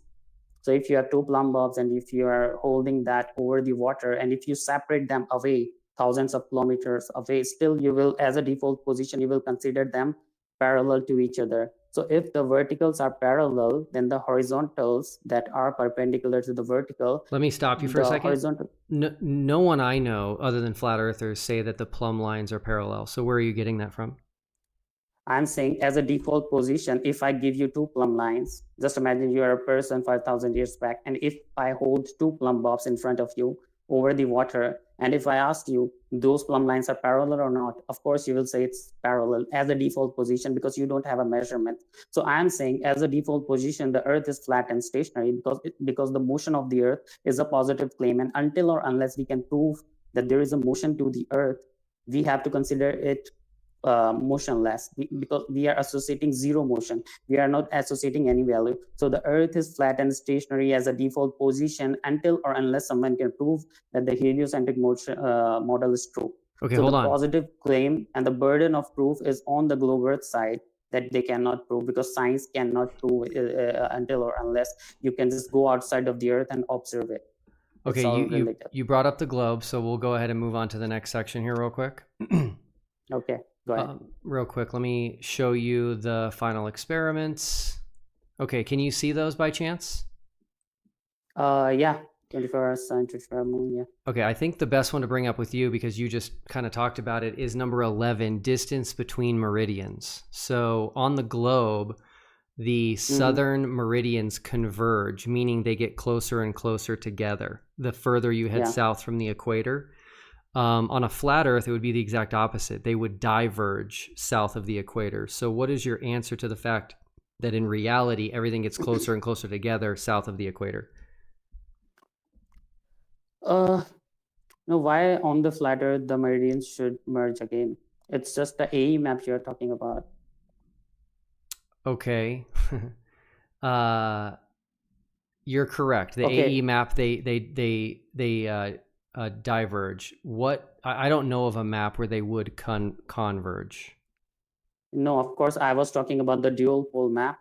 You know about dual pole map? Yep. Bipolar map. Okay. So there is an equator in the center. There's North Pole and the South Pole, right? And the prime meridian is in the center equator, right? It is meeting at the Null Island at the center 0 degree. And then there are longitude lines. So you can create a spherical coordinate system. You can create different kind of coordinate system. But when you do cartography, then you get your map and the model. So it's just based on like thousands of years back. No one went to space and observed the Earth. To prove like scientifically, first option is to observe the Earth by going outside of it, because you cannot test the Earth. There's no way to test the Earth. And in the scientific experiment, if you have a hypothesis that the Earth is a globe, then you have to test the whole Earth. Like, is it really a globe? And to test that, you cannot just perform an experiment there. You have to go outside of the Earth to test it. There is no other way. All other ways are just deceptive because one evidence can satisfy multiple ideas. The problem with we flat earthers are like we don't have a perfect model right now. Or maybe we will never get it because the materialistic deception will not allow us to know. When we are not here to know the true shape of the Earth, and materialism will always deceive us because we are misleading from our true way. We are not here to know the Earth. Okay, New Moon, real quick. I've got somebody waiting, but I want to ask you one final question. You said you said no one's gone to space and looked at the Earth. Let's say hypothetically, okay? Let's say hypothetically you actually are wrong. We do live on a globe. There is space, and someone actually does go to space and looks at the Earth and takes pictures and videos of it and tells you that they've been there. What would convince you that they are telling you the truth, if that is in fact the truth? What would convince you? I don't think so. If I ask you, like, from last 50 years, not a single human ever even claimed to cross 1,000 miles altitude. Not a single human, not even 1,000 miles, even 400 miles. Not a single human we even claimed to cross the altitude of 400 miles from last 50 years. From this kind of technology and this kind of funding. So according to me, you can't reach up high. So that's why they was trying to fake space to get the money, because the system is corrupt and all the things. Because to run their space agencies, they have to show something. Yeah, but they have a presupposed position. Okay. Do you believe there are people on the ISS right now? It's very difficult to say, but even if there are people on the ISS is just 250 miles at the altitude, so it will always work on the flat Earth also. Maybe there are people on the ISS, I don't know about that. Okay, well, Maybe the people on the ISS take pictures and videos of a spherical curved Earth. No, you can't see the curvature of the Earth from 250 miles. You're just watching, just imagine like you're watching a circle. It's a circular field of vision, and it's always flat. The true horizon is always flat. Do you know why? Because you can measure it. How you can measure it? By your horizontal. Your dip angle will always be same to your horizontal if you move eastward or westward or southward. If you're, just imagine, it is your horizontal, this is your true horizon. If it is curved, then if the dip angle is -3 degrees here, if you just rotate 180 degrees, it should be -5 degrees, but it will never happen. Your dip angle will be same all over the 360 degrees. It's proving that the dip angle means the true horizon is always parallel to your horizontal on the ISS. So your horizontal is always parallel, means the true horizon is always flat. So it's just giving you an illusion because of the curvature of the barrel distortion of the lens, or the curvature of the lens, or maybe it's just like that. Okay. Hey, New Moon, thanks for coming, man. I appreciate it. I really appreciate your apology. Thank you. Bye-bye. Thank you very much. Okay, cool. Well, that was awesome. I did not expect that. And we just hit a milestone of 3,000, 30% towards our goal. Thank you, everybody. Now I'm going to add Samuel to the stage. How are you? Hello, I'm doing good. Cool. You're a flat earther? Well, for the purposes of this, I guess I am, yeah. What does that mean? I'm just here to make a case for flat Earth, and give me any question that you like, and we'll see what we can come up with. Okay, awesome. Where are you coming from today? I'm in England. Okay, fantastic. So you're up there with Dave McKeegan. Yeah. Okay, all right. I'm going to share my screen and ask you a question, okay? Okay. All right, give me 1 second here. All right. Okay. Have you ever heard flat earthers take a picture or take a video at the beach looking out over the ocean, and they ask globers, where's the curve? I've heard of where people take cameras and they'll film over the horizon of like an ocean at boats to do the experiment of whether a boat will sink over the horizon or not. Yeah, I'm just talking about just the horizon itself. Flat earthers have done this like countless times. They take a picture and they say it looks flat to me, or they say where's the curve? Can you tell me where the curve is on this line, please? Hang on. It's better. I've got the stream on TV. Okay. At the moment, there's no curve that I can see. All right. So what's fascinating is that this line that you're looking at is the Earth. It's from a 2-meter observer height. So this would be a 6-foot adult looking out over the ocean, and you don't see a curve. So Samuel, this is super important for me. Flat earthers need to stop looking out at the ocean, taking pictures of it, and asking where the curve is, because the globe model says there is no visible curve. Make sense? So, as in, from this perspective, obviously, it's not curved at the moment, or it appears flat. But is there any proof to say that if you were to look in any other position from the Earth, that it would appear curved? You would have to get higher than 6 feet to see curvature. Okay.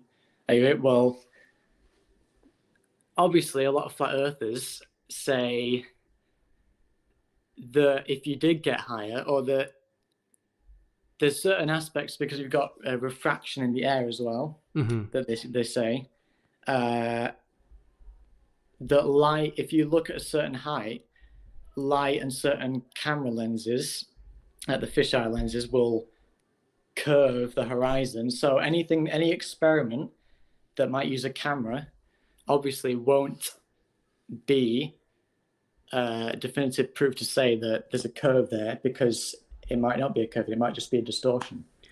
Yeah, so I'll respond to that, but I just want to hammer this point home. Every time a flat earther looks out over the ocean and says it looks flat, where's the curvature? They're showing their ignorance of the globe model. This is the globe model that you're looking at on the screen, and you can't see curvature at a 6-foot observer height. So I hope a lot of flat earthers hear this and stop using that argument. To respond to your argument about a fisheye lens, there are 2 flat earthers that I know of, I don't think there are others, which have put up weather balloons with non-fisheye lenses. That's Rob Skiba, who I actually have a lot of respect for. He's no longer with us. And Dwayne Kellum, who I recently mentioned on this talk. And their own thumbnails show curvature. So they look at these thumbnails. Again, I didn't take anything from them other than their own thumbnails. I'm guessing they chose thumbnails that showed the least amount of curvature. But even their own thumbnails, when they used a rectilinear lens, show curvature. These are from flat earthers. From flat earthers? Yes. Who intentionally put up a camera without a fisheye lens to prove there's no curvature, prove curvature. In the videos, were they claiming that the videos that they were showing were actually evidence of the flat earth? That was their intention by sending up the balloon, yes. Okay, I'm gonna bring down the veil and say, obviously, this is obviously. I'm not a flat earther, by the way. Okay. I was trying so hard to like come up with some. I can't come up with any good flat earther arguments, so I'm just gonna say, if any flat earther, as you've just shown, is using a camera that is like, or any regular camera that is not fisheye, is not showing any distortion, and they're showing the curve in the video. It's just ridiculous that they're showing the evidence of the curved earth in their own experiments, but they're just not realizing it. Okay. It's pretty ridiculous. Can I also just say something? Yes. Before I go, because I'm sure you want to get the next person on for the donation, just so that it's not a complete waste of time for me doing this. I'm going to do my own donation. Oh, wow. Can you see that? Yes. So I'll also try not to show the details, but I'm going to click that. And just so it's not a complete waste of time, I'm going to donate my own amount of money to the charity, because I think you're doing a very good thing. And also, amazing. Well, with the final experiment, I think you did an amazing thing. It was a fantastic experiment, by the way, because obviously no flat earthers would ever attempt to go to the South Pole. And it's the obvious, experiment that the thing you can do on Earth without going to space, despite all the other space videos that are already, exist. Going to the South Pole is the obvious thing to do, and you did an amazing thing. Obviously, you're going to get a load of other flat earthers in the future trying to disprove it, but this is the thing. You've done basically the final experiment. And it's a really good thing you've done. I appreciate it. Send the 250. I've sent the money over as well. So thank you so much, Samuel. I really appreciate it. Yeah. All right. Bye-bye. All right, cool. Unexpected surprise, but we'll take it. And that brings us now to 3,250 raised. And that leaves us with no more participants to join the live stream. So I hope that's not the end, but it might be. If anybody else wants to join real quick, please go ahead and join. By the way, in preparing for the final debate, I was more interested in flat earthers who had sent up weather balloons versus globers. I assumed incorrectly that no flat earther had ever even attempted to send up a weather balloon. And I noticed that Rob Skiba did it 8 years ago, and that Dwayne Kellum has done it 25 times. Amazing. And so I was looking for their videos, and I noticed that in all the thumbnails, there is curvature clearly visible to the naked eye. So those are screenshots from their videos. I did not choose those thumbnails. They did. They created them. And then when you watch the videos, some of them were successful, some of them weren't. But Dwayne really had some good ones go all the way to 23 miles high, which is pretty incredible. Rob Skiba's, unfortunately, didn't even make it to 100,000, but you could see curvature. I will say that Rob Skiba's was good because he was actually refuting Mythbusters, and I would agree that he refuted Mythbusters. Mythbusters used a fisheye lens, so he put both a fisheye lens and a non-fisheye lens, a rectilinear lens on the weather balloon, and he was able to show them side by side to show the difference. So in my opinion, he was successful in that regard. But in his non-fisheye lens, you can see curvature. And again, I don't know Rob Skiba. He passed away before I came on the flat earth scene. I will tell you that in listening to what he said about his own launch, he did say that both sides are going to claim victory here. So he was honest enough to admit this does not just look completely flat. There is some curvature. And so in his mind, it was inconclusive. I would say it's a little bit more conclusive, but I will give him props for being honest. And yeah, I think I'm going to go ahead and wrap up the debate, seeing as we don't have anybody else new that has joined the live stream. I do want to thank everyone for participating. I want to thank everyone who joined to watch and left comments. Again, I have no idea how many comments were left. It hit 10,000 on my screen here. It just shows me a number. I have it closed and it stopped. So who knows how many comments it could be. So that's exciting that everybody was involved. And I'm going to go ahead, since we did not get enough flat earthers to join the final debate, I'm going to go ahead and make up the difference for the Exodus Road all the way to the $10,000 goal. I think that's the right thing to do. So for the flat earthers that participated, thank you so much. I truly appreciate it. They'll appreciate it. And I also am just glad that you're able to make an attempt to stand up for what you believe and come on the stage here and make your case. I do believe that the final experiment was the single greatest opportunity in the history of flat earth. There were so many claims from the flat earth community that TFE gave you the opportunity to confirm. Unfortunately, all of them were wrong. So I do believe I've created something that you should be grateful for. I realize, since it didn't go the way you thought it was going to go, why you are not happy about it, and that's fine. I can let that go. I also believe that the final debate was a huge opportunity for the flat earth community. As I stated in the beginning, all these things about how the 24-hour sun doesn't matter anymore. You're limiting us to just the AE map. There's other models. Jaren's a shill. Austin's a shill. You're paying off everybody. This was the opportunity for people to bring these arguments, to bring these other models, to bring these other maps for real flat earthers. So these guys like, Jake the Awake saying that Jaren is a shill and Austin is a shill. This was his opportunity to show up and say, I'm a real flat earther. I'm not a shill. And okay, great. If you actually believe that these other flat earthers are shills, which I think is a bit crazy, this was the opportunity for all of those people making those claims to show up. And unfortunately, they largely did not show up. So anyway, I wanted to create this opportunity for the flat earth community, especially for those who thought that our trip was fake or who thought they were fake flat earthers. We did get quite a few people, which is exciting. We didn't get as many as I'd hoped, but that's okay. And again, I just want to thank everybody. This will mark the conclusion of the final experiment.